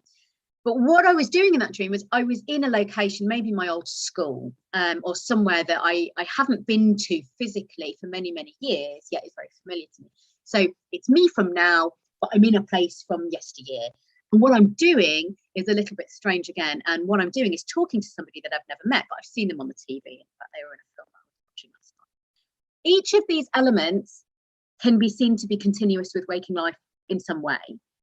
But once we put them all together, it creates some bizarreness. Okay, so the bizarreness perhaps comes from this notion that we're mixing things up in a way that either is implausible or impossible from our waking lives. And what's more, if we look, I don't know if you can see those arrows there, at these individual components of these memory sources, we can chart them in terms of who, so we've got current self and a person from a film, what, we can look at the what they're doing, there's an action here of talking. We can look at where, so we can look at the particular location, and then we can look at the activity, what we're doing, and when it came from. And what's more, we can try and group together to see if there's any themes in when these memories came from. So we've got a current self, which is very common, and in a childhood location, which again is very common. So what we want to do next is try to model these memory fragments to see whether there is a pattern to the way that they are being re-experienced during sleep. And all of this draws on a model of a kind of memory called autobiographical memory. Now, autobiographical memory is sort of an umbrella term that refers to our memory for our own experiences. And it can include dreams because they're our own experiences. But our autobiographical memory system is governed by who we are at any one time and our immediate kind of goals that we've got in our mind at the time. Okay, so in that sense, it's quite a constructive process. So a period of recall, or a process of autobiographical recall, is quite a constructive process. It's not a very passive process where we can just expect full memories to come to mind in exactly the way that they were experienced. It's a very different process. And in fact, that whole memory system is called the episodic memory system, and that's where we can recall memories much more holistically. Okay, and those memories for our everyday events would include a number of different sensory perceptual features, so perhaps what we were doing, where we were, how we were feeling, and they can also be accompanied by this sensation called autonoetic consciousness, which is this feature of feeling like, you know, we are back in time. You know, such is the intensity of that recall. It's like we're re-experiencing again. We don't get that nature of consciousness when we're just recalling most of our experiences from everyday life in an autobiographical sense. They're much more constructed, and we take just little elements of them. And in that way, the autobiographical memory system and model is a really good model for looking at the way that we try to construct our dreams, okay, because they're quite fragmentary. So that autobiographical memory model has guided a number of our studies into dreaming. In one of them, which we conducted a few years ago now, we asked people to complete diaries again, waking diaries and dream diaries, and we just looked at the qualities of those memories from waking into sleep. And we found that out of 328 dreams that people recalled, only one of those was rated as being incorporated episodically, okay, in this full sense of the thing that happened in waking life was totally re-experienced in a dream. The emotion was there, all of the elements were there in the dream in the same way as it was in waking life. Actually, it wasn't precise, but the participant rated it as if it was. But look, that's one out of 328. It is much, much, much more common and normal for memories from a waking life to appear in our dreams in fragmentary form. So a little bit of something that happened in waking life might reappear. It might be the place, it might be the person, it might be what we were doing, it might be what we were feeling. And in that sense, it's much more autobiographical than episodic. And that has allowed us to do some theoretical work about the function of autobiographical memory processing during sleep. So why is it important that we're dreaming of these fragmentary experiences? Well, we think it's helping autobiographical memory, actually, rather than episodic memory. And that's a really useful part of the consolidation process.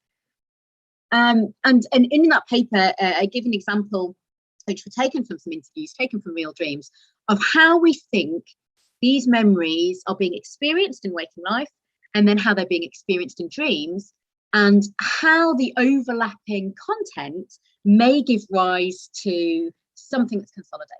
Okay, so I'm going to talk through these here. So there's a couple of experiences. This is from a child in the day that sort of appear in a way to be continuous in dreams. So the first experience is they're watching a film, Monsters Inc., in which monsters scare children in the bed. Okay, so they're watching that film from the sofa in the living room with their baby sister and mother.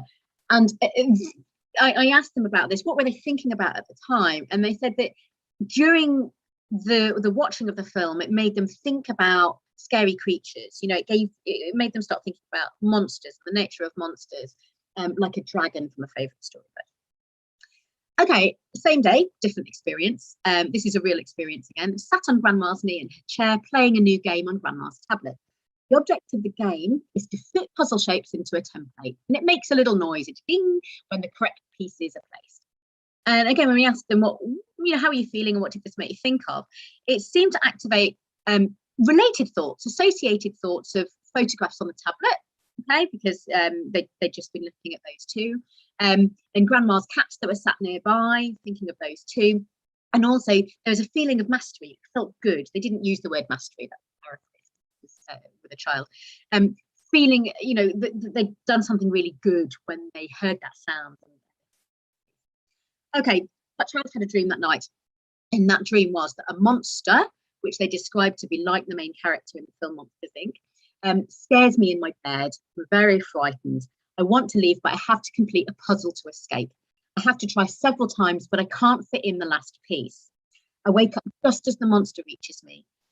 Okay, and then when we talked about that, it seemed to activate associated thoughts and elements like being afraid of other film creatures as well. So there were other friendly ones in the film, but they felt afraid towards them after having this dream. Also thought about being lost inside the tablet. Why were they doing this puzzle that had been on the tablet before? And also they described various shapes and things. Okay, so they were elements from the waking life memories that were dreamt about, and perhaps they were the salient ones, perhaps they were the emotional ones, but they have been reconstructed from across a number of different experiences and fit together to combine and create something new, a very new experience of the dream. But the overlap, the consolidated bits here, may be that there's been some kind of rehearsal of doing the puzzle. So you might expect the child would be better at accomplishing the puzzle afterwards. Really, really hard to test that, by the way, but there are theories that would posit such a behavioural benefit. And also there's this kind of consolidated idea that monsters can be scary, even though in that film it was taking this idea that maybe they weren't. Okay, so we've got some overlap of emotional processing and associated feelings from a number of different memory elements, but the overlap may well be part of that consolidation feature, and dreaming may allow us to kind of reenact some of those elements from daily life in a relatively safe space, just to test them out and see how we feel about them. Okay, so we tried to collect some data on the way that these memory sources appear in dreams, to try and explore this idea of fragmentation a little bit more. Is it true that we can actually, during dreams, activate multiple memory sources at the same time, or are we just on a different path here? So first of all, this was a bit of a crude design, I'll admit, but we asked a number of people just to report the most recent dream. We asked them to take home a dream diary, and they reported the dream when they had it, and then they brought that recent dream to us. And then they brought that dream to us. We asked them to fill in some sort of characteristic surveys about them as well. Namely, they had to identify the memory sources of the dream that they could. So if they had dreamt of a particular tree, did they recognise the tree in everyday life before? Or was it just a generic tree? If they dreamt of a particular family member, is that somebody that they've seen? Is it someone from the past, present, or future? So what we were able to do was chart these people in the dreams, the objects, the places, and the activities in accordance with time and where they'd come from. Now, what we found was that whether they were from the past, present, or future, there weren't really any differences for the people, objects, and places. I'm wrong, apologies, for the people, objects, and activities. But we found a distinctly different profile for the places. And that is that the places were significantly more likely to have come from the past than from the present or future. So if we think back to that example of dreaming of our current self in our school, which is a really common one, and comes up a lot in our dream diary work, then this seems to fit, doesn't it? So we're dreaming of things that we are familiar with now and that are important to us now, but they're in a different place, and that place is from the past. So there's something about the context that is being separated from the rest of the activity of those memories. and sort of reorganize during sleep.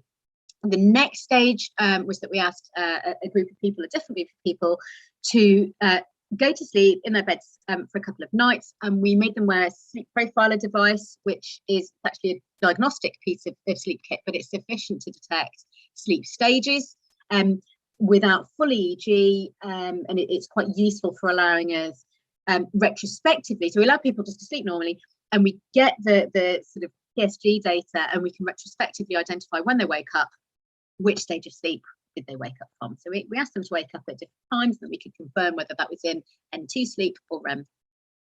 And what we did again was we asked people to report their dreams and to identify the memory sources, person, object, place, activity, or other.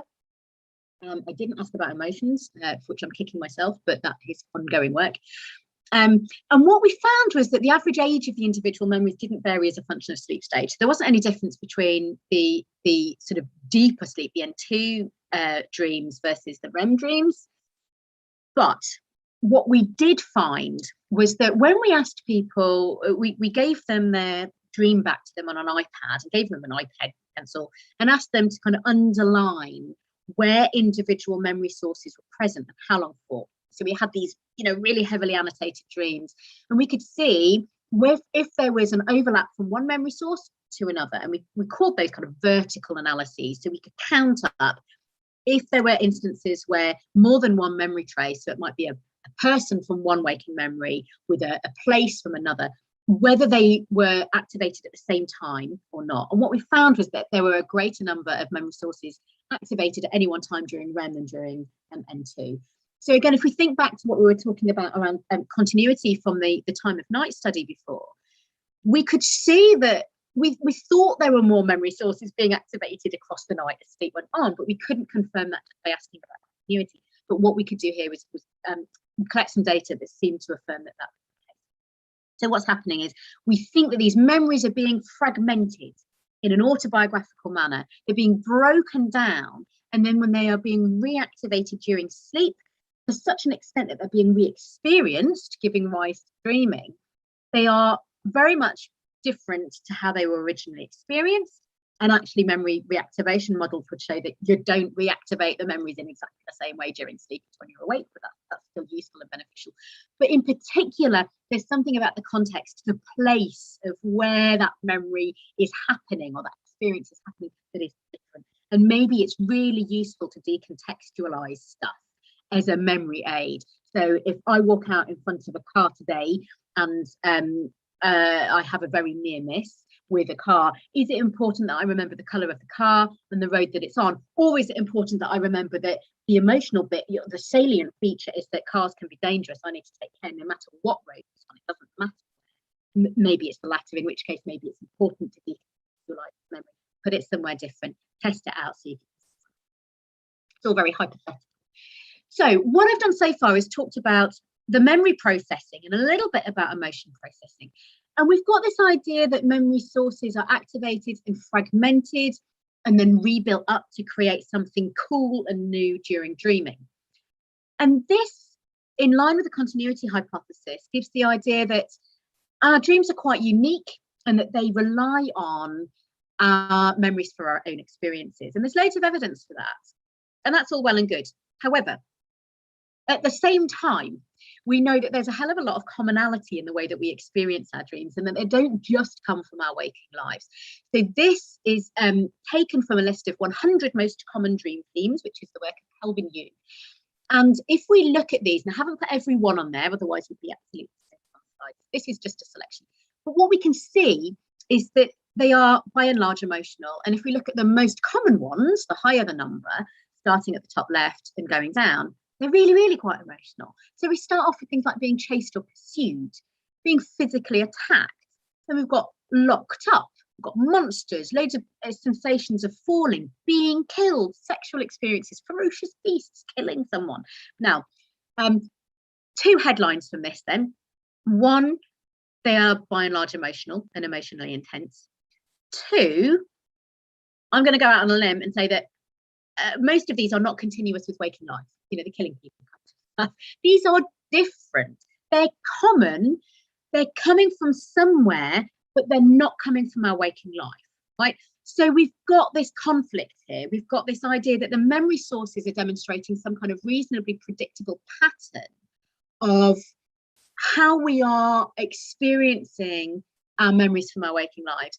And then on the other hand, we've got something really quite different, which is this overriding, emotionally laden, relatively common experience that is kind of setting the tone for the dream. Within that, who we're being chased by or who we're trying to kill may well be coming from our everyday life.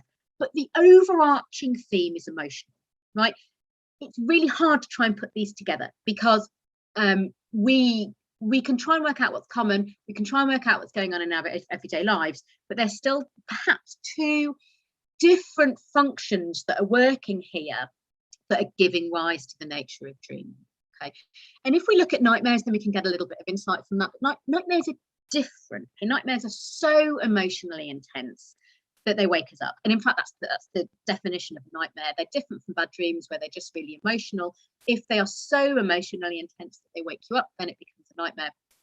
And actually, if we look at persistent nightmares and really intense nightmares, they are more akin to what happened in everyday life rather than being distant. So the more emotional processing that may be required, the more intense the emotion, the more close that experience in sleep to the original waking life experience is. I hope I've described that well. And we see that in cases of post-traumatic stress disorder. Okay, so if there has been an overwhelmingly emotionally intense experience, such that it's given rise to an enduring trauma, then that memory for that traumatic experience is reprocessed, and it's so intense it breaks through consciousness during waking and during sleep alike. And they are called flashbacks during the day, they're called nightmares during sleep, but they are very much like the experience during the day. And as we've seen, common dreams and even in bad dreams, that's not the case. So there's something different then about the really, really, really emotionally intense experiences. They're processed differently. And the idea is that they probably haven't been processed sufficiently yet, and they need to be processed over time in order to decouple those elements, the what, the wheres, the whens, the whos, the hows. And once they are fragmented, the emotional intensity. And there's a number of kind of therapists that work on this model, and I'm working with a clinical psychologist in Australia at the moment who's working on this model as well, of exploring the time course of PTSD, bad dreams and nightmares, and decoupling of that emotional intensity. So what we've got then is this idea that these memories are fragmented during sleep, or maybe even before sleep, but the experience of them during sleep that permeate our dreams are very fragmentary. But there is something about the emotion that provides an overarching sentiment, a structure for that dream that allows these fragments to be built up again. And we think that's very useful. Now, I'm really aware of the time. I was going to see if I had time to talk about a whole other study because we've had some fun with TMR, targeted memory reactivation, but I'm just going to get rid of all of these and fly through to the end, so we have some time to chat. Okay, so what I've tried to demonstrate is that there is we hope a link between the emotion processing function of sleep and dreaming and the memory consolidation function of sleep and dreaming. It's really hard to map these on together. The TMR study tried to do that, tried to look at the links between the consolidation, i.e. the behavioural benefits of sleep, with what we're experiencing during dreaming. And what we find is that we feel really frustrated. We dream of the stuff that's frustrating us, whether it makes us better at something or not. We dream of that frustrating stuff. So again, we've got this emotional carryover. So although we're finding some links here, it is still impossible to delineate the functions of dreaming from the functions of sleep. We don't know if dreaming is just epiphenomenal. We don't know if it is offering some kind of benefit over and above sleep, because we can't separate them. It's impossible to do. So what we can do as dream researchers is to try and really enforce the message that we know that sleep is important, we know that dreams are important. It doesn't matter necessarily if we're remembering our dreams or not. That doesn't seem to show, massive benefits. But what does matter is that we sleep enough, and we do know from endless studies and endless different modes of investigation that the less we sleep, if we're not getting anywhere near our 7.5, 8 hours, or if we are, but that sleep is interrupted, then that impacts on our ability to perceive emotion accurately and to interact with others in an emotionally healthy way. So we can see this from our dream work, but we can see this from the broader sleep community too. This is a sleep manifesto. So in the UK, March 2020, a number of researchers went down to Westminster to lobby Parliament to talk about how important sleep is and to get it on the national health agenda. Around the same time, a thing called COVID seemed to steal headlines and slightly upskittle manifesto. But it's worth remembering that, you know, sleep is absolutely integral to everything that we do. As much as we love dreaming, we still need to sleep in order to do so. I will leave it there. I'm sure I've talked plenty, and I'm more than happy to answer any questions that you may have. Thanks.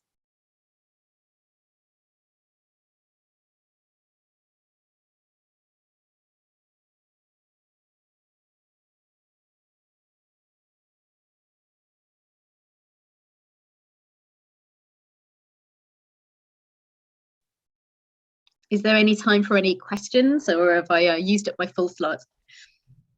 I think we have time for a few questions, maybe. If anyone we have a raised hand. Sophie? Yes, thanks for the presentation. I was wondering if you, on the study where you studied the number of memory sources in the past, present, and future, I understood that you did not ask about emotions, unfortunately, but did it include internal processes like thoughts, or, for example, I did not see that person, but I thought about him or something like that, or it's only the things you lived with your external senses? I'm sorry for the English. No, you did a great job. No, I'm kicking myself because I didn't ask about either of those things, and we have separated out internal thoughts and concerns from actual external real memories in the past, and we didn't do it in that study. It was a bit of an exploratory one, to be honest, and it's a paradigm that we certainly want to repeat and explore, and absolutely add in the emotion component as well. So I don't know where the emotion component may come from and if there will be a pattern. I suspect my hypothesis would be that the emotional tone and the emotional continuity will come from present concerns and maybe future and upcoming things too, because I suspect that will be the major motivation for trying to regulate emotions about those most important things that are happening to us currently and in the near future. But that's a speculation at this point. I haven't asked about it. I agree, though. I think so too. It's always reassuring to hear. Thanks.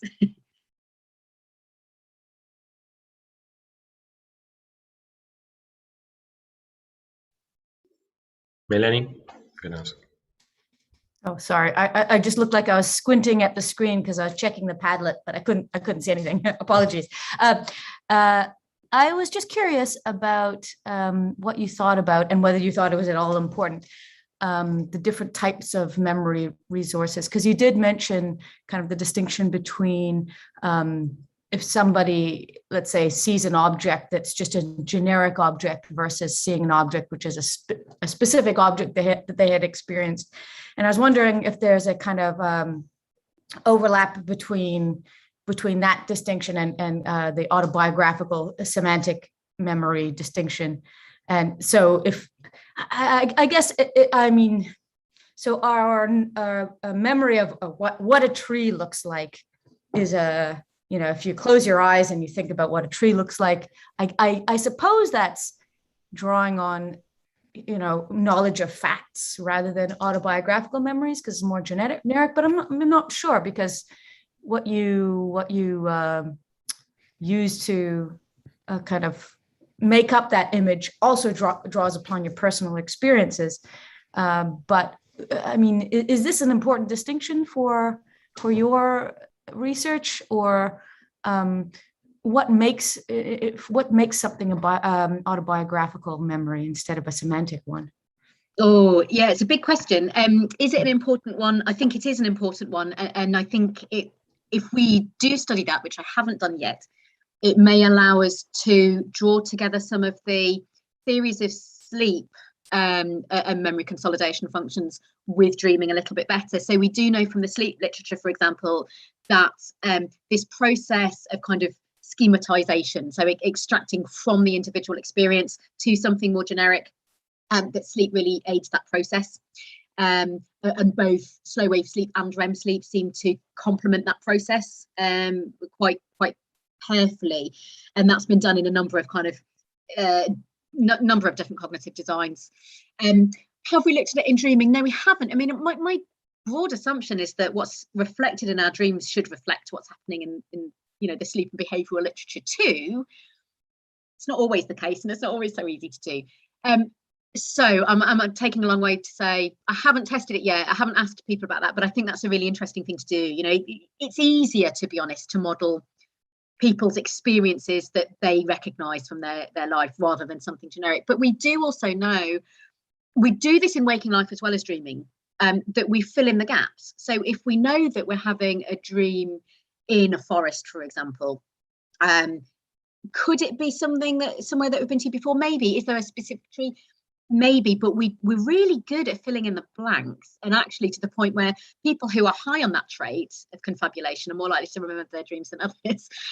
So it can bring in some variance and error when we're working with dreams, and it can be a little bit problematic, but it's also a really healthy part of the autobiographical memory processing. It's really good to fill in the blanks sometimes, and it helps us to imagine better, and we believe that skill is also part of dreaming. I'm going to make note of that as a suggestion and ask about it in my next study. Marina, would you like to ask your question? Yes.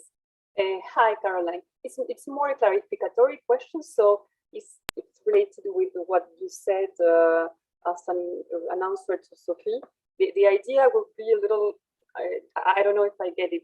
So you have to process some emotions during sleep and dreams, in the dreams, and those kind of emotions that you have to process, in fact, would be those that are in certain way responsible to activate the different fragments of the past and combine them together in new ways. So that would be your main hypothesis, or I don't know if I'm getting you wrong. No, I don't think I articulated it exactly, and it's because we don't know yet, but that would be my hypothesis. So so we have evidence from these two different strands at the moment that we can reasonably now understand how memory sources are fragmented and experienced during sleep, and at the same time we know that we dream of experiences from waking life that are emotional, and when we actually dream of them, our dreams are quite emotionally intense too. And the longer we're asleep for, the more that is demonstrated. How are these linked? Well, we don't know exactly. It seems that the more emotional an experience from waking life, then that marks it as needing to be processed somehow. Whilst it's processed, we think that that's giving rise to this experience of emotional intensity during sleep. And then afterwards, after we've had the opportunity to play out that emotional experience, our emotions are better regulated and our emotional intensity is lower during the day. Generally, we're more positive, and generally we are better able to categorize and define and recognize emotions accurately after we've had that opportunity. How it all links together exactly, I don't know. But I think the suggestion of looking at memory sources, whether they are from current, future, or past, and looking at whether they are, current emotions or future emotions, I think that might be a bit of a missing piece that might allow us to draw together these functions of emotion processes in memory. I think I didn't answer that very well at all. You can make sense of it. No, that's okay. Thanks. I have another question, but there is Ashley. Thank you, Maria. Thank you, Caroline, for your excellent presentation. Freud, comes up a lot because he's at the basis of dreaming and that. But also in terms of therapy, for him, dreaming was integral in terms of getting to emotions during dreaming was integral to getting to the patient's problems or challenges that they were having. And to some extent, I wonder if the fragmentations are part and parcel of the manifest content and the latent content. So there's a kind of a censoring happening. So we're not allowed, so to speak, to get to know what is happening in our dreams. So there's a kind of a censoring happening, which is why it is to a certain extent fragmented like that. Thank you.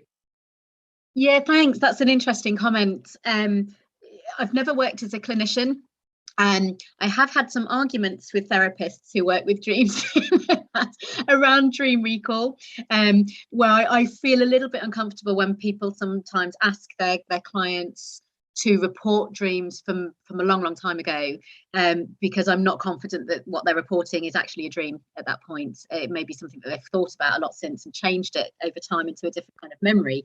Now, Freud or others may argue that it doesn't really matter, especially if there's an idea that a dream or some other process affords the opportunity to channel an emotion, if that needs to be discussed in therapy. So I'm not saying that it's without its value.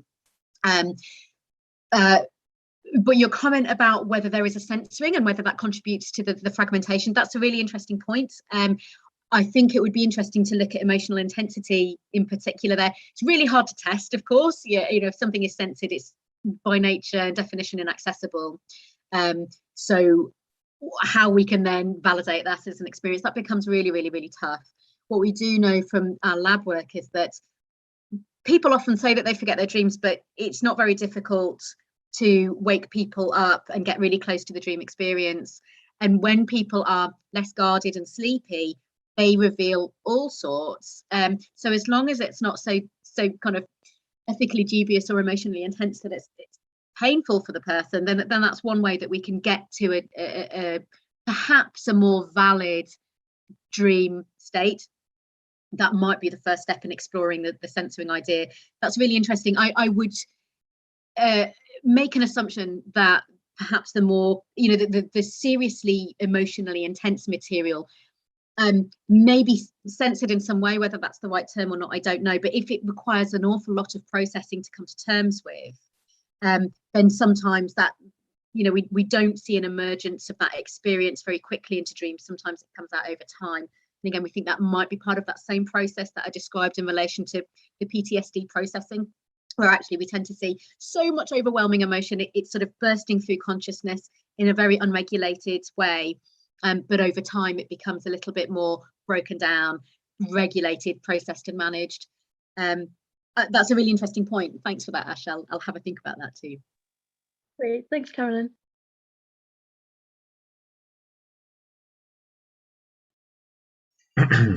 Well, maybe we should continue and leave the rest of the questions for the end of the seminar, if you agree. Okay. Or pop it in the Padlet.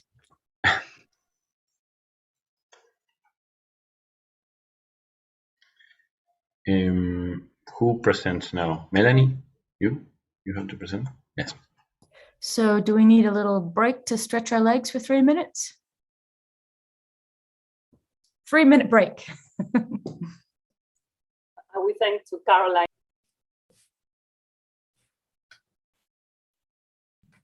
You already are co-host. Am I? No, I can see. Perfect.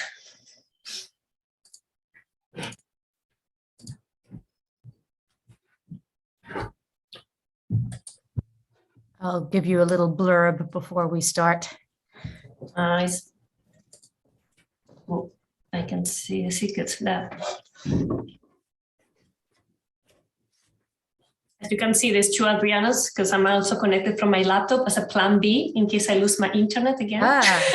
Smart. Smart. As long as I have my notes here, so.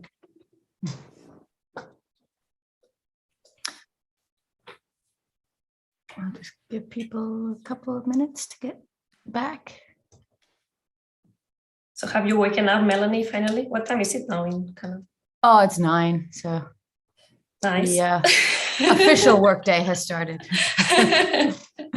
You can go to sleep earlier. That's nice. I tried to have a little nap in between talk 1 and talk 2. Sure, that's a good idea, because then you wake up like zombie, no? I closed my eyes at least. That was nice. No dreams, unfortunately. I was going to say any experiences, because normally when I have like these very brief naps, then I just see weird stuff, but not really like a full-fledged dream. I attempted empirical research, but it failed. No. Okay, so could I just, for everyone who's back, while you come on back in, I will re-announce the Padlet and the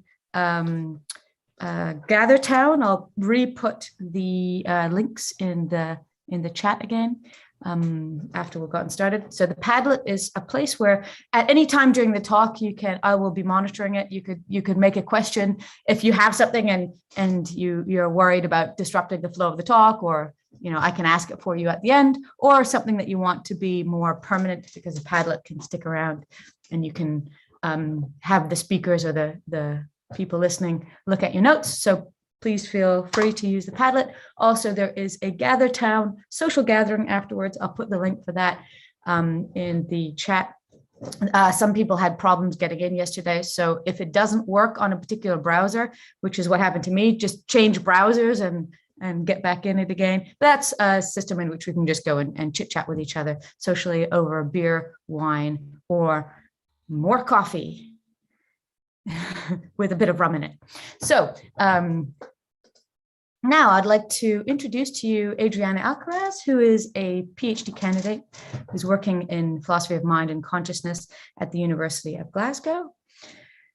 She is going to be presenting her online study of dreamless sleep experiences, so the preliminary results of that research.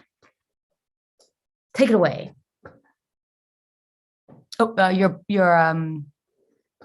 muted. Yeah, no, I'm aware. It's just that I have someone in my office who was just telling them to shut up because I'm going to talk. Thank you, Melanie. Just also put my timer so I can keep an eye on the time as well. I didn't check, but I guess you can see my slides properly because I can see you. Perfect. Thank you. So yes, Melanie was saying, so I'm a PhD student at Glasgow University. Right now I'm in my 3rd year, so I have 1 year more to go.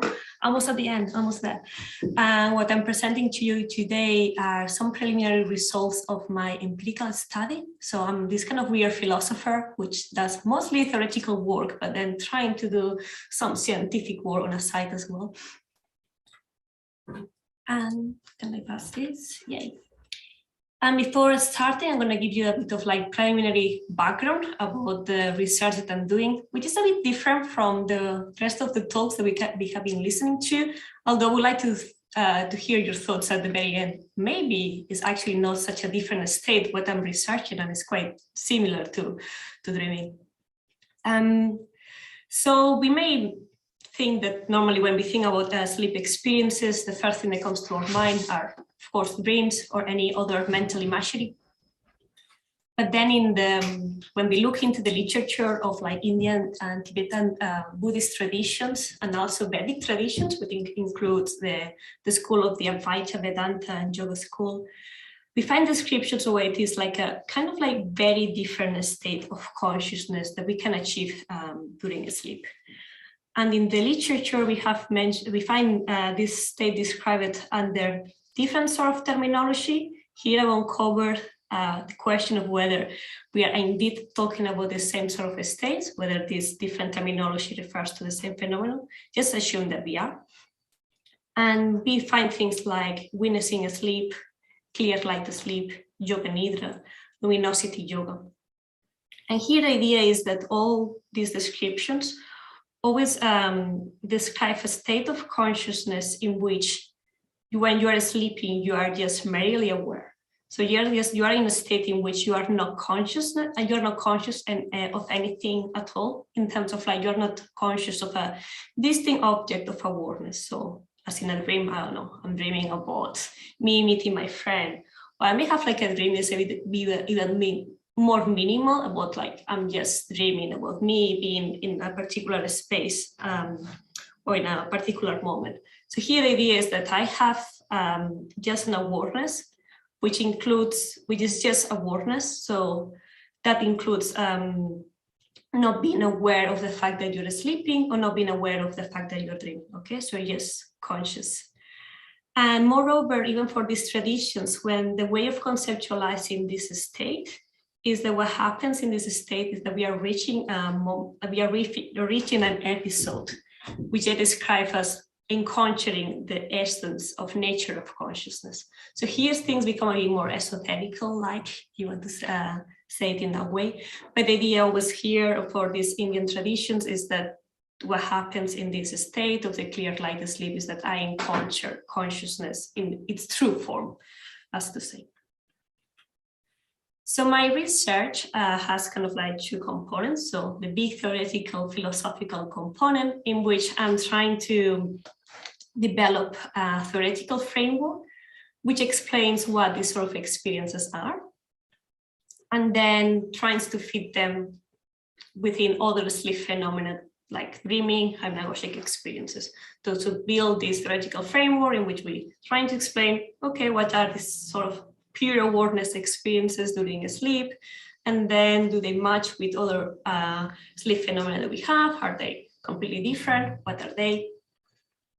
But then the interesting part, I guess for you, which is what I'm going to be covering today, is the empirical part, in which I have been trying to explore these instances of pure awareness during sleep.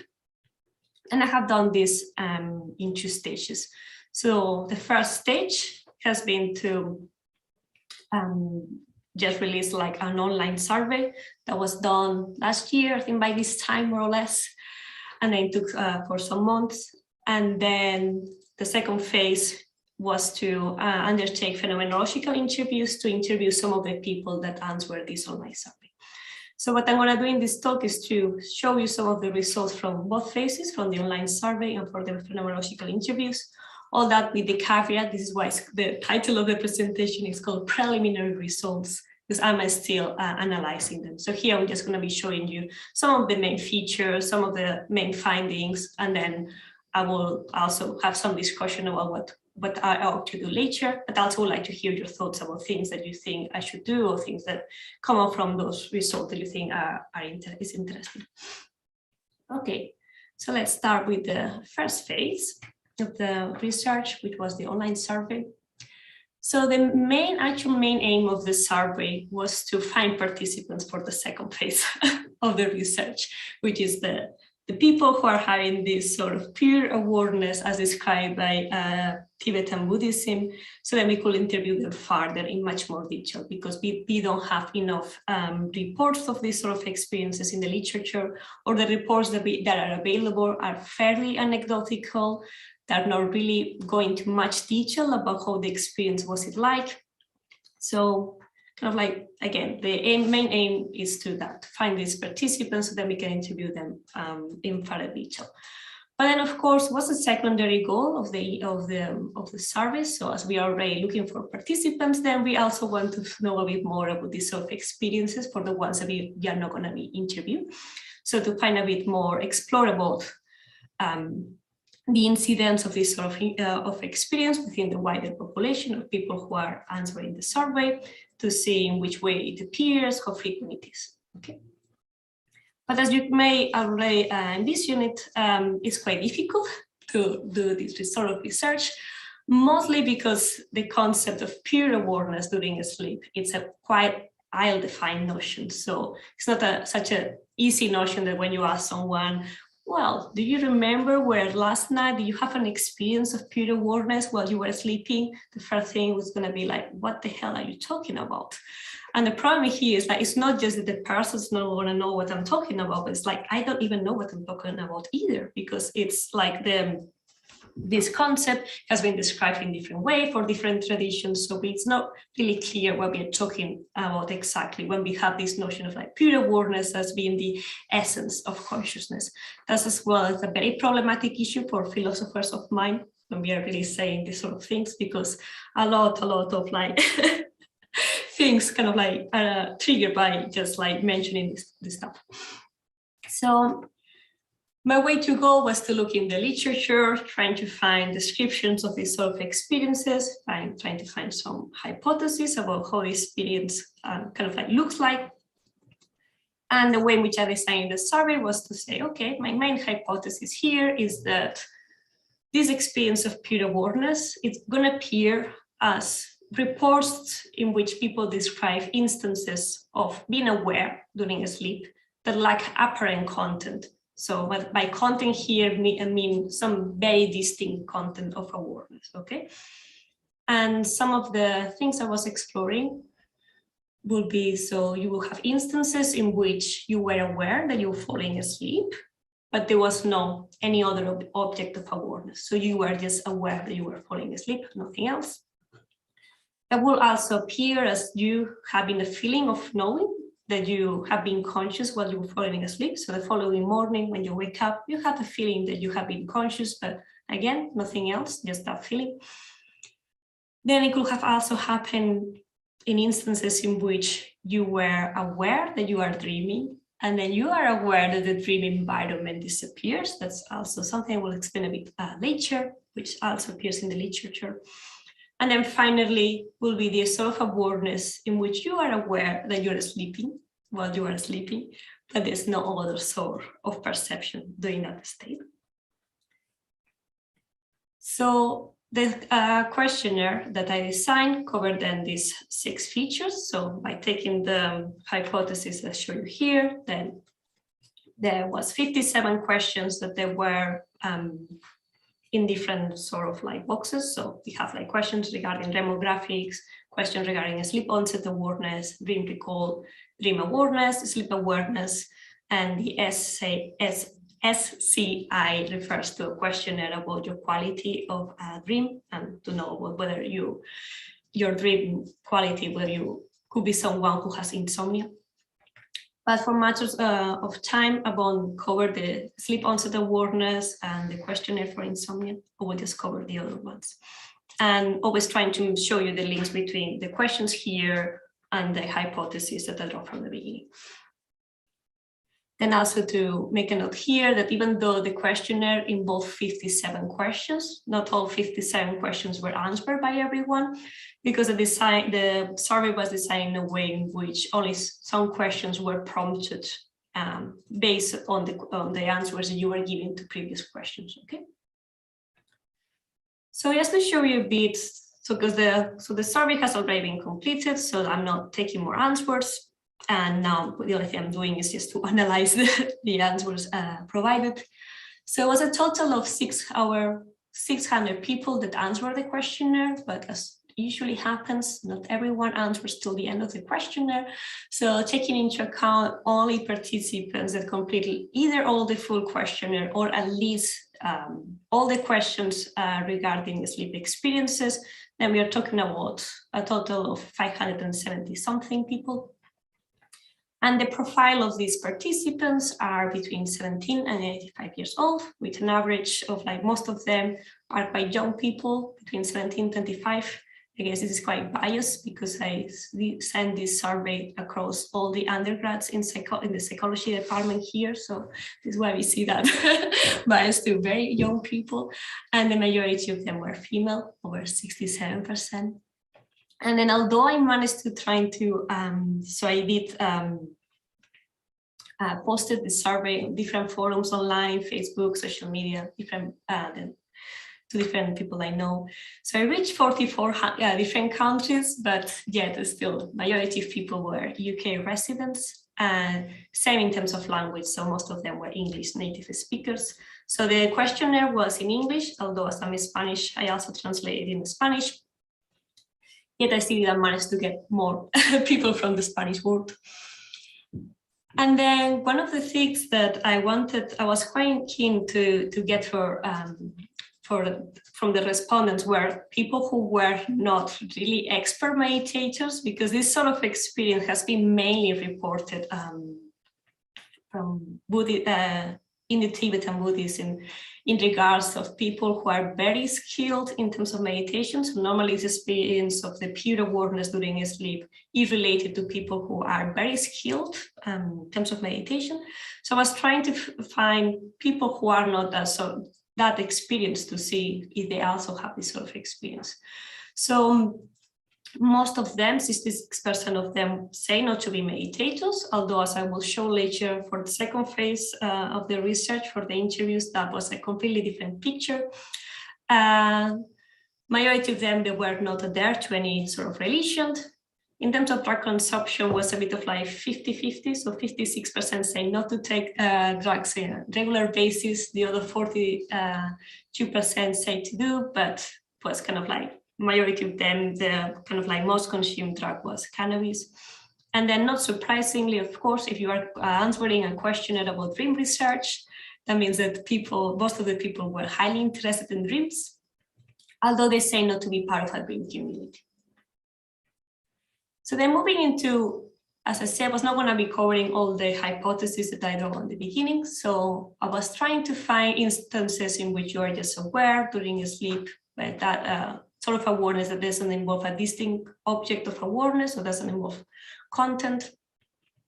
And one of the first things that I said was like, well, I was expecting to see that in terms of like reported instances of feeling of knowing that you were conscious while sleeping upon awakening.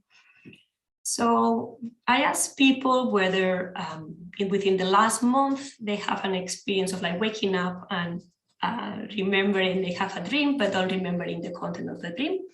And majority of them, 78% of them reported have had a feeling that they had a dream, but they couldn't recall it. But then after that, then I asked them later, if you think that you had a dream, but you didn't recall the actual dream experience, what brought you to think so? So here, the majority of them, so this was like an open-ended question in which they go kind of like write a bit more about their dream report. The majority of them say to have what in the literature is called noetic or epistemic feelings, which is like very simple. It's this kind of like feeling of the tip of the tongue. So like having a feeling, I know the name of this person, but I don't know exactly what the name is, or I remember something, but I don't remember what that is. So most of them describe things like that in terms of like, I know I had the dream, but I don't really remember the actual content of the dream, or I have an experience of like tip of the tongue in terms of this memory. But the thing I was interested in was like a very small percentage of reports. I was looking this into my notes to see what was the percentage. It was just like 9% of people from this open-ended question. Only 9% of them say something about having a feeling of having experienced something, yet not knowing that that was a dream. And here I show you some instances of that. So here we have some examples. So we have someone saying, I am in a different emotional state than when I wake up, not having them at all, but I can remember the dream that prompted it. I remember having experienced something, just not what exactly it was. So they know they had some conscious experience, yet they don't relate that to a dream experience. I feel like I have had an experience and I'm conscious of that, but I can't remember exactly what it was. And I knew that I had been in another world that felt real when I had the experience. So this is kind of like the sort of experience that I was looking at, and some of these participants were shortlisted later on for the interview phase, because here we are interested not to find experiences that they actually look more like a dream, but more the contrary, you know, so the experiences in which you were just conscious, but you wouldn't say that that was a dream experience. It was just the experience of having conscious. Then when we look into dream awareness, the hypothesis here was to find instances in which you were aware during dreaming. So you had a lucid dream. And then I asked them, what happened when you were aware that you were dreaming? So what happened when you became lucid? And here in particular, I was interested to those people reporting that what happened was that the dream environment disappeared. So 2 questions covered that. So was one, which we asked them to choose different events from a list about what happened after you acquired lucidity. And then only 13% of those chose the option that dream dissolution / disappearance. And then a small proportion of others. This was an open-ended question as well, which we could say what happened. And then I also asked them where they had a dream that they describe as lacking visuals. So we have two kind of like different yet similar things. So one thing is to have had a lucid dream that you know that then after, when you become lucid, the dream disappears. So the dream environment disappears. Another thing is to ask you about whether you have a dream that already lack visuals. And that seems to prompt a bit more answers. So from 13, we have an increase to 23% of those in which they say yes to have had a dream that lack visuals. And then for these participants, then later they have another question in which they could give, provide a short report or an example of that. And most of them, in that case, what they described was the sort of thing that I was looking at, which I think was it, which was an experience of void or emptiness. So here we have an example. So whenever I know I am in a dream, the dream completely fades away. It's almost as if I take a step back and can watch them from any viewpoint. Then I fade away into colors and eventually a complete void. After this void, you have access to a state of being of complete awareness. I'm able to study and think deeply about any topic. I'm also able to replay any image or memory ever. As well as the other participants, there was someone also that we shortlisted for the interview, and I will show you that later from the second phase. But here is like kind of like things that I'm pointing out are examples of the kind of like targeted phenomenon. So the experience of just having awareness that lack any content of awareness, or experience of awareness without a distinctive object of awareness. And then the final one I want to cover for the survey was the sleep awareness, which is to have an awareness of sleeping in absence of any other perception. So here the question was, in the last month, were you ever aware that you were sleeping but not dreaming? As you see, not many people say yes to that one, only 18% of those. But the sort of reports that we gather from here are quite similar. So then if you say yes, you answer yes to this question, I ask you again to give me a short example. And then 17% of those again reported things as the void / emptiness. Here we have an example. They say, during the night, I became suddenly aware that I was sleeping. There was no trigger event for that. I just became aware.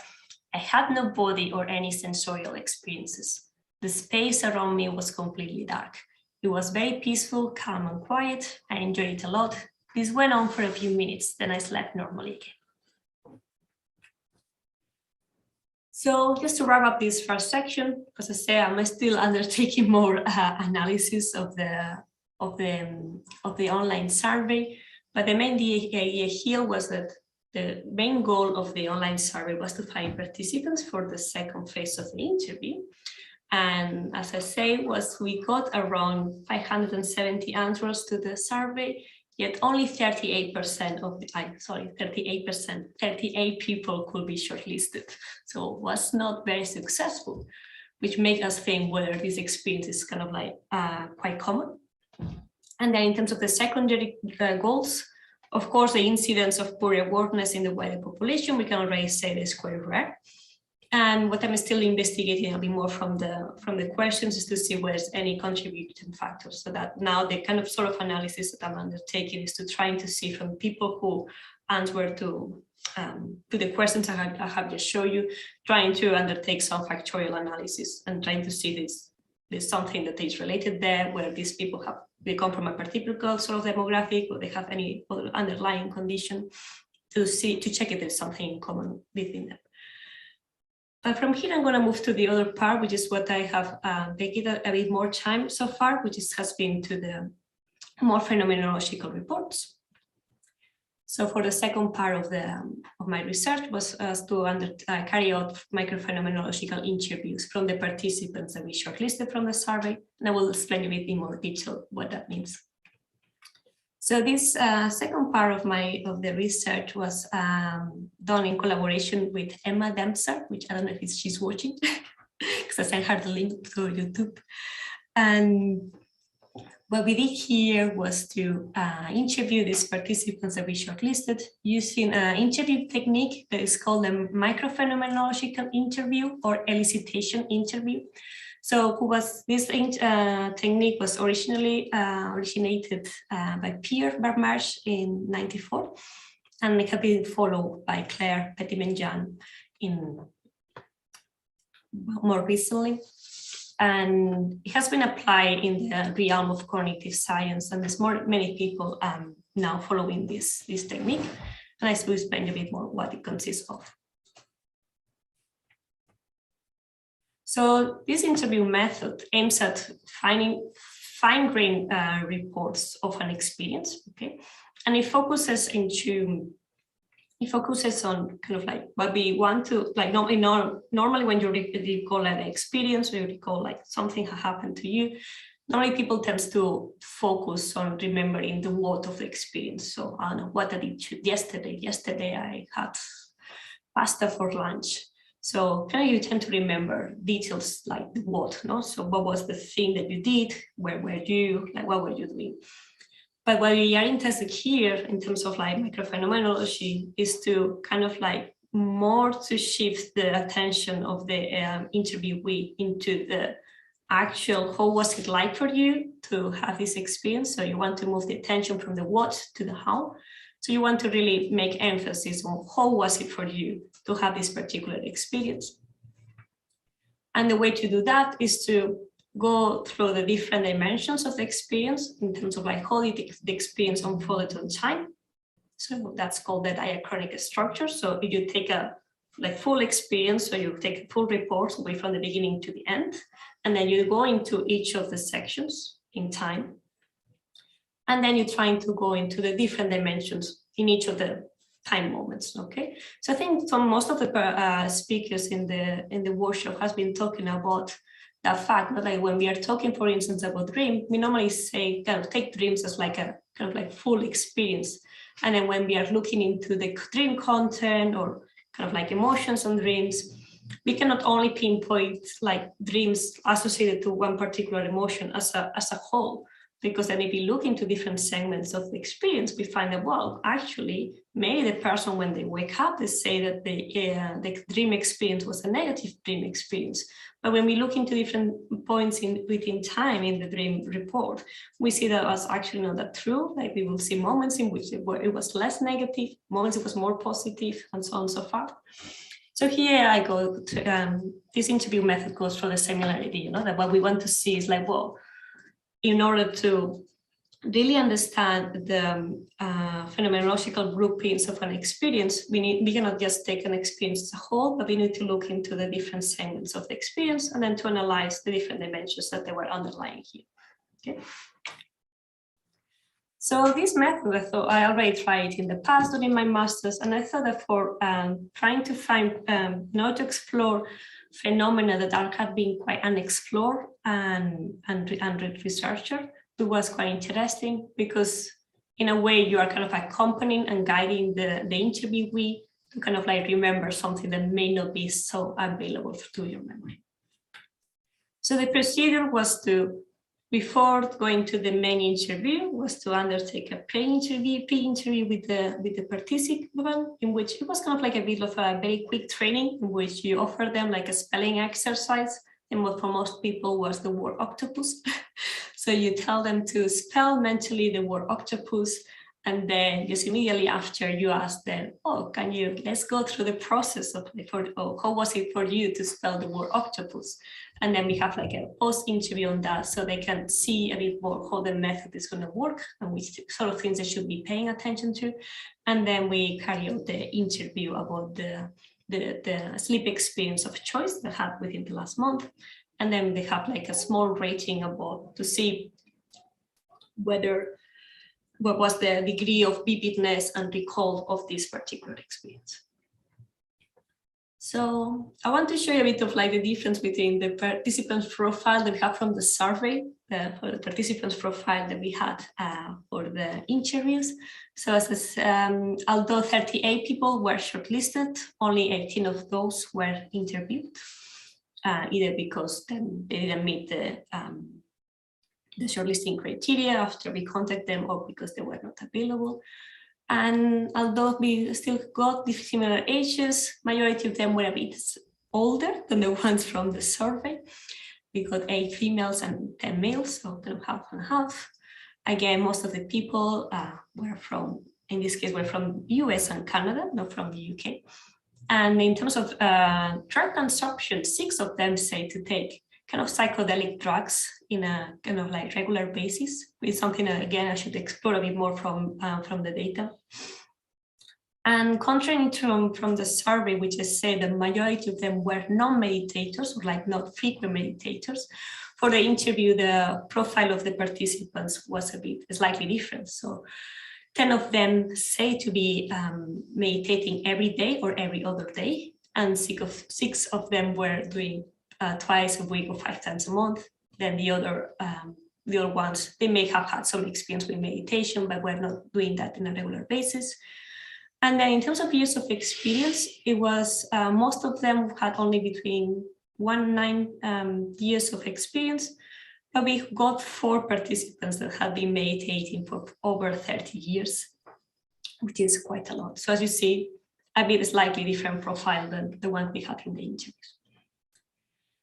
So then the qualitative analysis, which I have almost finalized, but I'm still on it.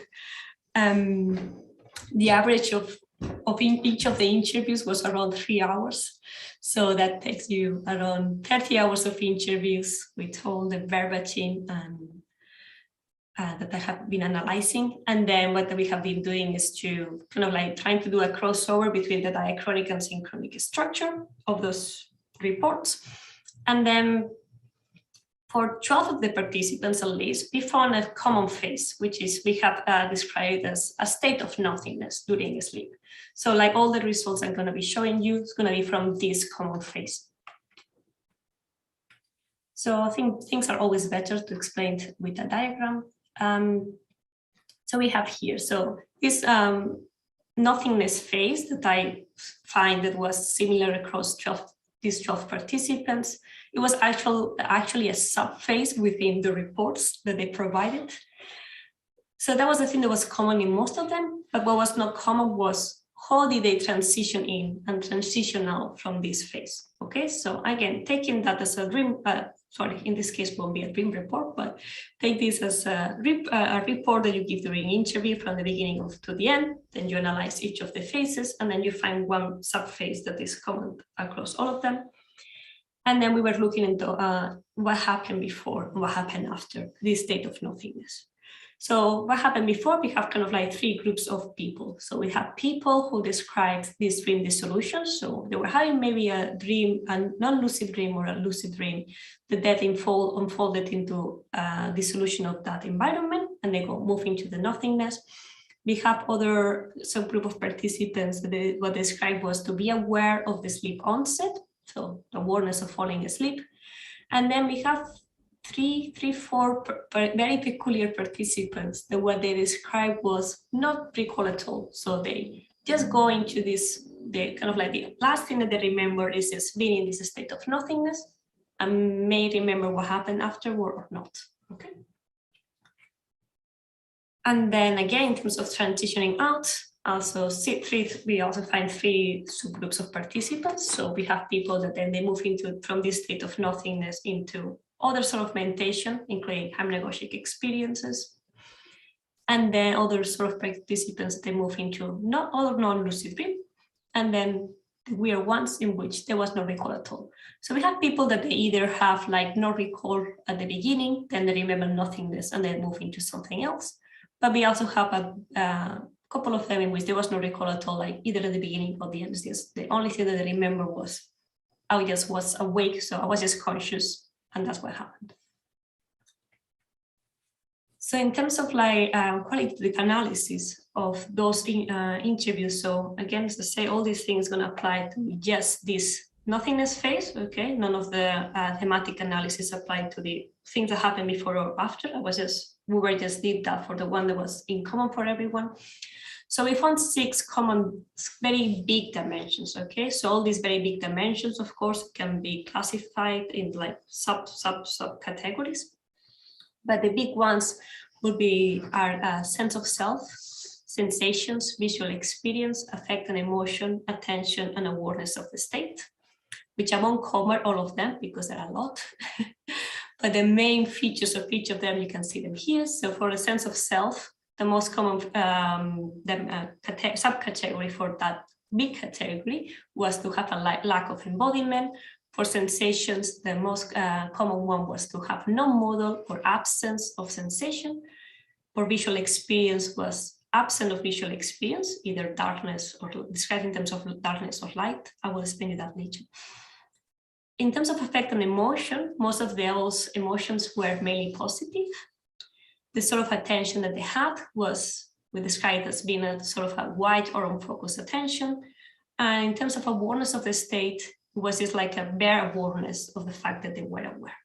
I will give you some examples, as I say, of like some of the more representative ones. So in terms of the sense of self, it's kind of like a very big category when you talk about the sense of being a person, of being someone. So we classify them, so we from the report, from the descriptions, we classify these subcategories, which were body ownership, perspective, spatial self-location, agency, and attitude towards the experience. And then one of the most common ones was the fact of like having a lack of embodiment, kind of like also a very minimal suffix of perspective and spatial self-location within that experience. And it was a bit different in terms of like whether you have like sense of agency, it was active, or you lost the control of the experience. But here I'm going to show you an example of one that I take to be quite representative of this sort of experience. So here I put a picture of a spaceship to remind myself to tell you a bit more about this participant. So this person, what they were talking about was they were describing a lucid dream in which they were flying in their spaceship. And then there was a moment in which the spaceship explodes.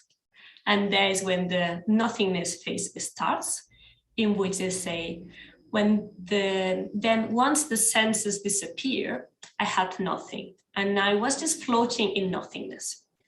And I asked them, so if there was nothing and there are no other sensations, how do you know that you are still there? And they said, well, because I know I'm still there. Because the only sensation that you have, if you could even call this sensation, will be the sensation of nothing. So this sensation of nothing was letting me know that I was still in a dream.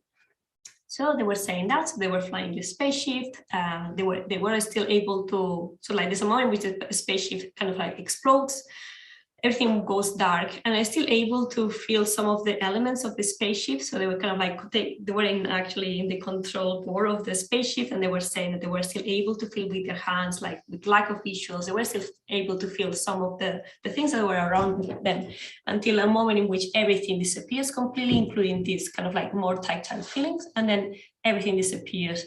Yet they still feel in a way that they are in what they take to be a dream, because there's still a sensation of being them.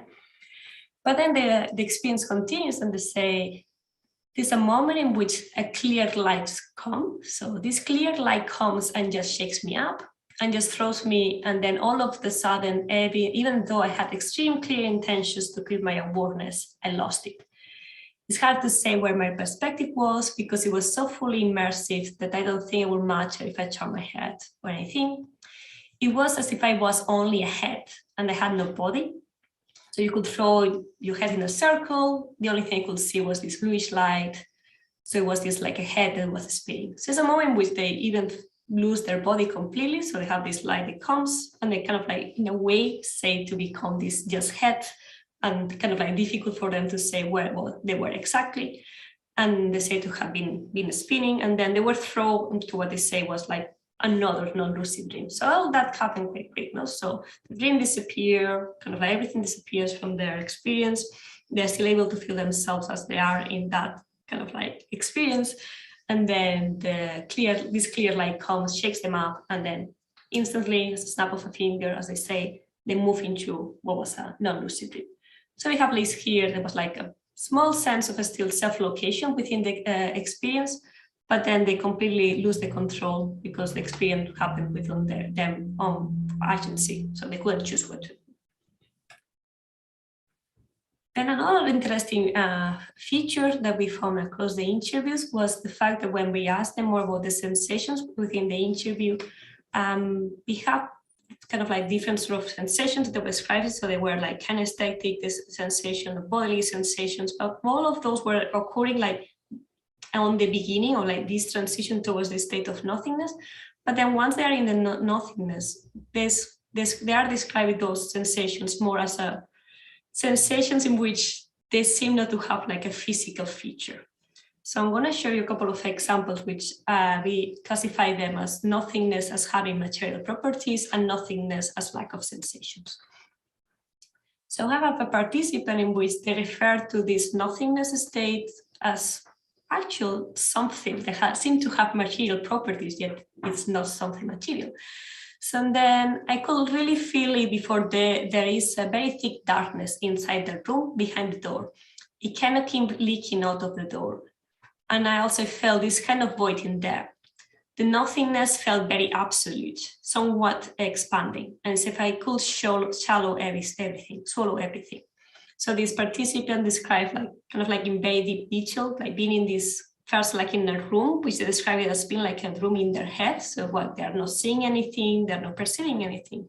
That they feel in a way, not in visual terms, that there's kind of like a door in a building, and that this door is kind of like opening, and that this like this nothingness or the void is trying to come out of that.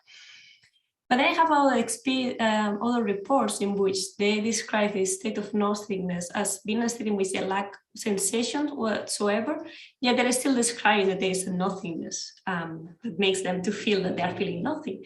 So it's almost like something trapped your consciousness in a jar and just put it in a black hole. And you have no sensory perception, so it's very weird part, so not to feel. So it's not like a physical feeling. So kind of like feeling that they are feeling nothing. So here we find more this sort of reports in which they're trying to, in a way, give sense to the feeling of feeling nothing by finding this sort of like more kind of like analogs between the like how would you describe the fact that you're feeling nothing when that nothing is nothing, something that you can't describe. Let's take a look into the time. I think I will skip this one while it's the reports. So in terms of like visual experience, as I have seen say, most of the most common features for all of the participants in the state of nothingness was to actually not to see anything.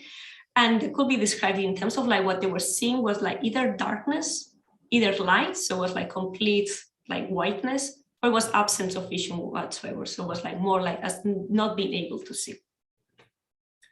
But I want to move to the final one, which is the sort of attention that they had here. And the sort of attention was a sort of attention of like not focused to any element of the experience, but just like what we describe as a wide or non-focused attention.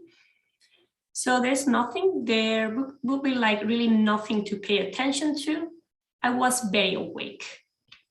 I remember like as something very intense than they described, because for them, once they had this experience, which was the only thing that they could describe from the experience, they woke up and then they were kind of like finding it difficult to go back to sleep because it was such an intense experience of just being awake. They were finding kind of like daunting to come back to sleep. And some other persons say, you are there, there's an awareness, but there is nothing to be aware of. So it's just awareness, nothing else happened. So yes, as to sum up this section before I move into the final bit of just discussion and wrapping up, we have a common phase that was identified across the 12 participants from the qualitative analysis. And we have 6 of those common phases. It was sense of self, the lack and embodiment, yet it was a self-identification with the experience, so by you being in the experience. In terms of sensation, they were describing kind of like lacking sensations or feeling anything, but in for some of the descriptions, this lack of sensations was described as this nothingness having some material properties. Visual experience was absent, so we didn't have any visuals whatsoever. Mainly positive emotions, as I mentioned, although there was, for most of the participants, was like a sense of frustration when they were having the experience of nothingness, because it was the moment in which they, in a way, they're losing their lucidity. They know that what will happen afterwards is that they will wake up or go to another non-lucid dream. In terms of attention, was this kind of like wide and unfocused attention, or just like sense of being aware? And then finally, which I haven't provided you any examples, was just like having an awareness of just that you are aware while this experience is happening. So it's not that just when you wake up, but while this is happening, you are in a way aware that this is happening. So as I say, I was just gonna wrap up with a couple of the prompts for discussion, which I would like to know a bit more what you think, because it's the same kind of like most of my research is mostly theoretical. So what I have trying to do with this, with the surveys and with the interviews that I undertook, was to actually get some more reports from this sort of experience that I showed you at the very beginning of the talk, this kind of like experience of pure awareness during sleep. But as I mentioned, it's a very ill-defined notion, which we don't really have like very clear conceptual frameworks that explain that phenomenon. And that's what I'm trying to do with my theoretical work. But kind of like here, one of the first questions that I had after I have gone through all the analysis of the interviews is whether this sort of nothingness phase is really that distinctive. So are we really talking to all these features that I just presented you here? So this sort of like these 6 dimensions, are those 6 dimensions distinctive of this nothingness, or are dimensions that can also be related to other sort of sleep experiences that we have? So first of all, to start with, I should then compare the subphase of nothingness with the other phases that they were in the report. So the dream dissolution and then going into or getting off from the nothingness, but also with other experiences that were reported by the other interviewees that I didn't include them in this analysis. So there were hypnagogic experiences, white dreams, which are just the feeling that you had a dream, but you don't remember the content. And then what is called in the literature imageless lucid dreams, which are lucid dreams that lack imagery. And here I just include a very brief description of like just that you see this distinction. So one thing is to say, well, what happened during this experience of nothingness is that there was like an actual lack of visuals or imagery, or was a lack of vision altogether. And we have a very interesting participant that we managed to interview them twice. And they report 2 different experiences, yet quite similar. So both of them, we could say that they were experiences of nothingness, because there was no content of awareness during none of the experiences. Yet them themselves say to be quite different. So one of them was this more just awareness of nothing happening. And the other one was what they took to be a lucid dream that lacked imagery or actual visual experience. So they say, and I could tell the difference between like, having my eyes closed and just not being aware of any kind of visual information.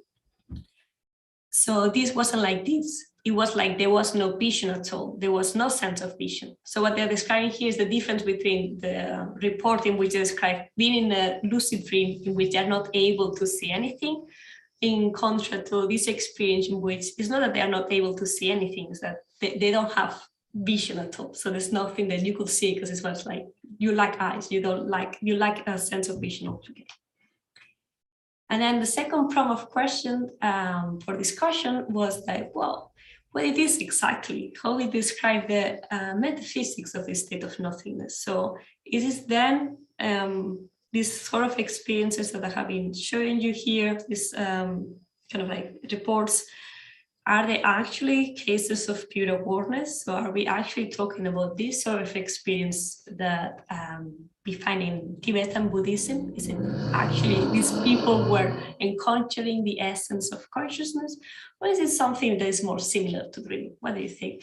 And of course, we have like a very big empirical issue here, which is like, well, if that was actually pure awareness, is that something that you can take from empirical reports? Can people indeed report pure awareness? Because if it's so pure, that's not something that you will be able to report. And that's me. I think it won't take me so long. And here's my context. So you're free to ask me some questions now, but also feel free to reach me out through email. And then finally, of course, special thanks to Emma Demser, who was my research assistant for the interviews, who, if it was not with her, it would have been taking me much longer. And of course, to thank to my funders too. They gave me some money to fund this research.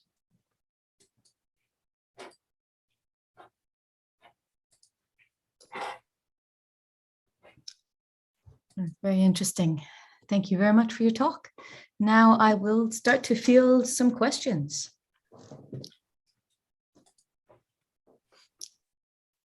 I'll just see if there's any Padlet questions that I missed before. While I check the Padlet, I think Remy was first and then Marina. Hey, really interesting project. I think you read my talk yesterday, so this is going to sound like an obvious question for me, but the clear light lucid dreams are really interesting to me. This is like a topic I'm really interested in. And then you mentioned that they were mostly positive. Did you get any feeling for like their waking mood as a result? And I guess I don't mean directly after, like I talked about yesterday more. I mean more like those are kind of more, those, in my experience, it seems like those are more transformative in general. So it's not that they feel good the next day, but kind of they're similar to, yeah, they're much more profound experiences that maybe they carry on, especially I liked your example of the leaving, the person kind of losing their body, because it is this kind of like this non-dual awareness situation that you get in a lot of waking meditation, and maybe it's happening in lucid dreams too. Yeah, you're right. So it's similar to what you were discussing yesterday in terms of like, it's more about the attitude maybe that they have towards the experience. So from the interviews that we had, like then at the end of the interview, we had kind of like a very informal discussion with the participants. And I kind of like see very like 2D profiles of people, the ones that they have this clear light sleep, and there were people that they are actively seeking for this experience, so like they're either very experienced lucid dreamers or experienced meditators. They know what is that, or they have read about it in the books, So then when it happens, like, oh, it's really, they have this feeling of, oh, this was such a transformative experience. I finally have this thing I was thinking about it, So for most of them, it was a positive experience first for that respect, for the attitude that they have towards the experience. But in terms of like, from the analysis, when I say there was positive emotions, it's for the actual emotion that, well, kind of like descriptions of emotions that I had. So there was a lot of mentions, so kind of like sense of like loving or feeling like good, things like that, but all were emotions that happened during the experience. So that you were there feeling good, there was something that felt like positive. And then the few ones that described this as a negative experience was the ones that it was more like this sense of frustration, just not being able to control the experience. So like feeling that they were losing the imagery because the intention was to keep lucid. So they really want to be able to control the lucid dream. So for them, losing the imagery was frustrating because they didn't want that to happen. And then I have a couple of people where they were mentioning that this was negative in terms of like, that they really want to go to sleep. So for 2 participants, yeah, they were just like being all night just awake, and they were not really falling asleep ever. They are awake all the time, and that's frustrating. But yeah, these are the negative connotations in that respect. Yeah, that came up a lot in the Reddit data set that we looked at too, where people, it was like unwanted lucid dreams, where people a lot of times would say, I just want to go to sleep. And they didn't feel like a lucid dream was good sleep time. And objectively, I think it's hard to tell whether they're getting objectively the same rest. But if they don't feel like they're resting, then they're not resting, I guess, is the right way of thinking about it. So cool. Thank you.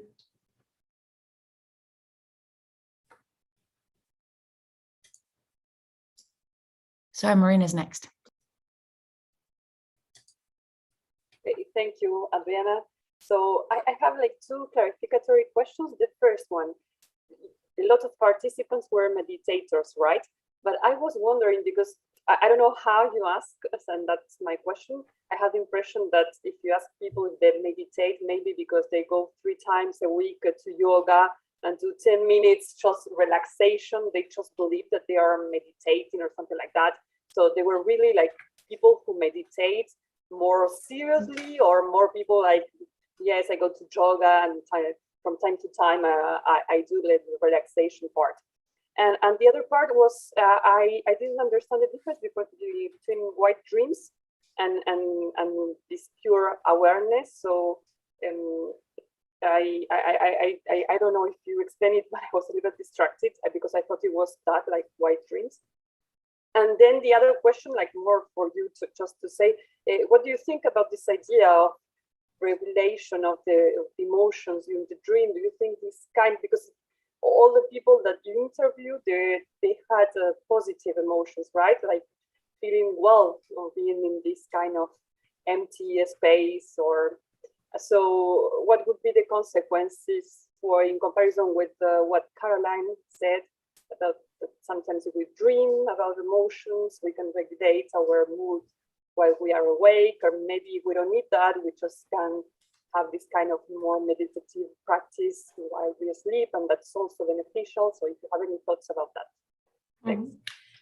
Thank you, Marina. So I will go in an order. So in terms of meditation, there were several questions in the survey. So were kind of like whether you meditate regularly, yes or no. And then I gave them a list of different meditation practices. Of course, like ones that are kind of like more advanced sort of meditations, or some people tick just mindfulness. So actually the majority of people tick the mindfulness box.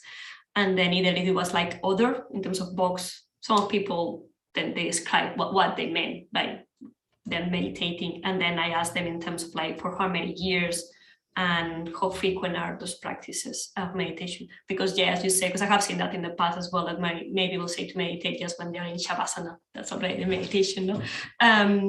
But the ones, especially the ones that they have been meditating for many years for the interview, those were people who were really following like a formal practice of meditation, or they have even been trained in terms of Buddhist practices. So, and they were, of course, also the people that they know about this sort of experience, with the exception of two of them, that they were people who have been meditating for many years, yet they didn't have any experience with this sort of experience of like the clear light. Maybe they had a couple of times or it happened, but they didn't know what was it. In terms of white dreams, so in the literature, white dreams, so that's the concept that is the way in which they're called, it's this feeling of the tongue. So it's like when you wake up, so you wake up and you remember that you have a dream, but you don't remember the actual content. No? So if I ask you, oh, have you dreamed last night? Yes, but I don't remember what happened. So yeah, I don't know why they're called white dreams, because in this case, yeah, it seems confusing because it seems to also kind of like point towards like having an experience of like whiteness, but it has nothing to do here. Yet what has been suggested in the literature of some people are going towards that idea is like the white dreams may be related to this of contentless awareness, because it's either that you don't remember the dream in the morning, so like either you have a feeling that you dream and you don't remember the content because you cannot recall the content, you cannot retrieve the content, sorry, or is it because there was nothing to retrieve, because you could have had a feeling and there's nothing to retrieve because actually that was it, that was the experience, you only have awareness and that's all. No? So that's the sort of thing I was trying to investigate. We only had 2 participants that they had this white dream, so this feeling of having been dreaming and not remembering the dream, which I invite them for the interviews. It was very difficult to interview them because there was not much to explore. So I was trying to see whether there was actually pointing towards having this sort of experience of awareness or something else going on there. And I think it's so brief, no? Because we're trying to focus on what happened as they woke up and to remember some of the details, but yeah, it was not very successful. Because one of them had that kind of like remembering a kind of experience. It was mostly emotions. So it was just mostly that they were feeling kind of like feeling of angst or feeling anxiety. And that was the thing that we're also feeling in the morning. But again, these are 2 interviews that need to explore a bit more to try to explain them further. But these are the 2 things I got. And then in terms of regulation of emotions, so that's not my main area of research. So in terms of like the emotion dimension here from the interviews was just like literally just thematic analysis of the things that people are mentioning. And then during the interviews, we asked them a bit more. So if the emotion part was coming up, we were just again asking them in terms of how we feel for them to feel this particular feeling. But it's not something I have explored in terms to tell you whether this will have a consequence or not in your waking life. So it's the same as say to Remington. So I guess like it changed so much the attitude that these people are having towards this sort of experiences. And it's just like, it's more about whether they are away from wakefulness. They're really trying to, in a way, practice this sort of experiences. Like we are looking to this profile of people of like, they're really trying to achieve this state of the clear light to sleep. So that really everything they do in wakefulness, it's aimed towards reaching that state. So doing their meditation practice is reaching this state, no? And everything they do is to reach this state. So that's kind of like, I think it's also, it's not just about the experience itself, it's the attitude that you have in your waking life that then it may also bring you positive emotions, no? Because that's kind of like the way in which you see the world, no? But they also, I have one of the participants in which he had had this experience for many times, for many years, and he was literally sick of it. He was just telling me like he didn't want to be interviewed, like, well, this is so boring. I don't know why people are trying to get into this experience. Like, there's nothing that I can tell you about it. So yeah, I guess like the attitude and the way in which you're framing the experience will also have an impact in terms of emotions. Okay, thanks. Thank you. So we've actually used up the time. We could either continue discussion here or move into Gather Town. I have one question that is a short one related to the topic that they were just talking. Oh, okay. About what you were saying, Adriana, about the attitude towards this meditative state. I was wondering just the same thing, if when you practice to have lucid dreams, you have several things to do during the day, that reality check, or writing down your dreams, and have a more like attention toward details during dream, and eventually you have a lucid dream and you make a reality check or something. So in these participants that are practicing meditation, I was wondering if this kind of experience of nothingness during dreams is an actual ability, or is a reflection of their experience during wakefulness, that they are meditation. And maybe you could ask if maybe the same day that they have this experience, they actually during meditation achieve some sort of nothingness or something like that. I don't know how during wakefulness. No, and I get what you're trying to go towards. So most of from these 12 participants, most of them were the ones that they are either expert meditators or practice meditation regularly, and most of them were the ones that they know what the experience, of course. And there was only the exception of one of those, which was like literally a naive subject, so someone who had this experience sporadically. And actually they found out about the study because they were into Reddit to know what was going on with them, because they thought they were mad, and then they found about my study. And I would have liked to have more people like that person, because then it would be more like a proof of like, well, this can happen to anyone. It's not just about you meditating. But well, so far with again, it's a largely qualitative study, so it was prioritized more the depth of the interviews than the quantity of people. But yeah, in the future, I would like to be able to reach more people who are not expert meditators, to then verify what you're saying and say, is it just because your meditative practice and you reach the states many times throughout the day when you're meditating, that that's the idea as well behind meditation, also to achieve a state of pure awareness, or just nothingness while you're meditating, then you have that. So in a way, reflecting into your sleep experiences, So in a way, yeah, continuity theory here, it will work perfectly. But then we will need to explain people who that happen sporadically. But I guess it's the same with lucid dreamers. You have lucid dreamers that they are not really attempting any technique, and it happens. But of course, majority of those are the ones that follow particular techniques. But that's a good point. Thank you.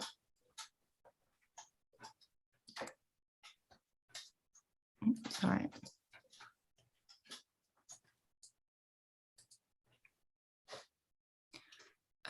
Remy, did you have a question? Yeah, but I thought you were kicking me out. I thought you were telling Well, me we had this. go ahead. Unless Adriana has to leave. It's okay, I can stay for a bit, no worries. So I don't remember it exactly. I think I was going to ask, you had mentioned that one of the other ways that was influencing their dreams was their daily activities. And so I was just going to comment that I agree with that. I was often talking about lucidity as a way to change, if you're saying that people have negative dreams and you want to become lucid to change them, but also the experiences that you have and the ways that you think about things during wake also get transferred into your dreams. So that might be like, if somebody doesn't like those experiences, then reframing how they view those experiences during wake then might help how they experience them while they're asleep. And then I guess a question in there is, I maybe didn't catch how experienced these people are with meditation. Are these all people that were kind of trying to achieve it? Or I guess it sounds like the people that had positive experiences were those that were trying to achieve these experiences, and then the people that had them spontaneously, it was maybe a little more mixed, if not leaning towards negative. Is that right? Yeah, although with the exception of only 2 that they were looking into the actual clear light sleep. The other ones what they were looking at was trying to get a lucid dream, and one of them was trying to get a lucid dream with the void. So like they knew that we could get into this state, but within a lucid dream, no? And these are the ones that they frame it as positive, and then the ones that frame it as negative are the ones that it doesn't turn out to be in the way they want it to be. And then the ones that there was sporadic, actually had 2 who were sporadic, where from lucid dreaming just going into this state and not knowing what was it. So I just got to think a bit more that I need to go into exploring of because presenting the data in a way that's like that was everyone, and then I go into the interviews, but I haven't really kind of like matched the actual demographics of the participants with each of the reports. But maybe as well because it's not that much that I'm looking into more to give an explanation about these sort of experiences in terms of like meaning of the experience of like how can you reach this sort of state. I'm more interested in the part of like what this actually means, what is this sort of experience. So I'm always more in the metaphysical part, no? But yeah, that's the quick overview. Cool. Well, thank you. Thank you.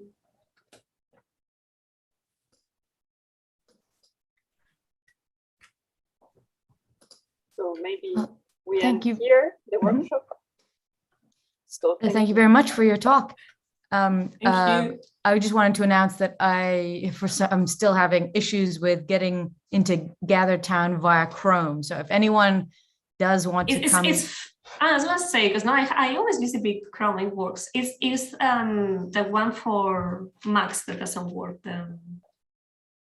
Well, when I tried Chrome and it didn't work, and I tried Safari and it said warning, Safari might not work very well, but it did work. So okay. Anyway, so I guess it says Firefox is supposed to work as well. But anyway, if you want to come to GatherTown, and one browser doesn't work, try a different one. I am currently there, but feel free to join. In 10 minutes, Melanie, maybe. Yeah, 10 minutes. Half. Oh, yeah, 7, something like that. Oh, yeah. Okay. Mm-hmm. Okay. 7 minutes. Okay, sure. At 1:30. It was a very nice workshop. Thank you. Yeah. To all the participants, speakers, that are very different topics, so very rich also. So, thank you. And thanks to Marina for being the organizer and the meta-organizer of the organizers.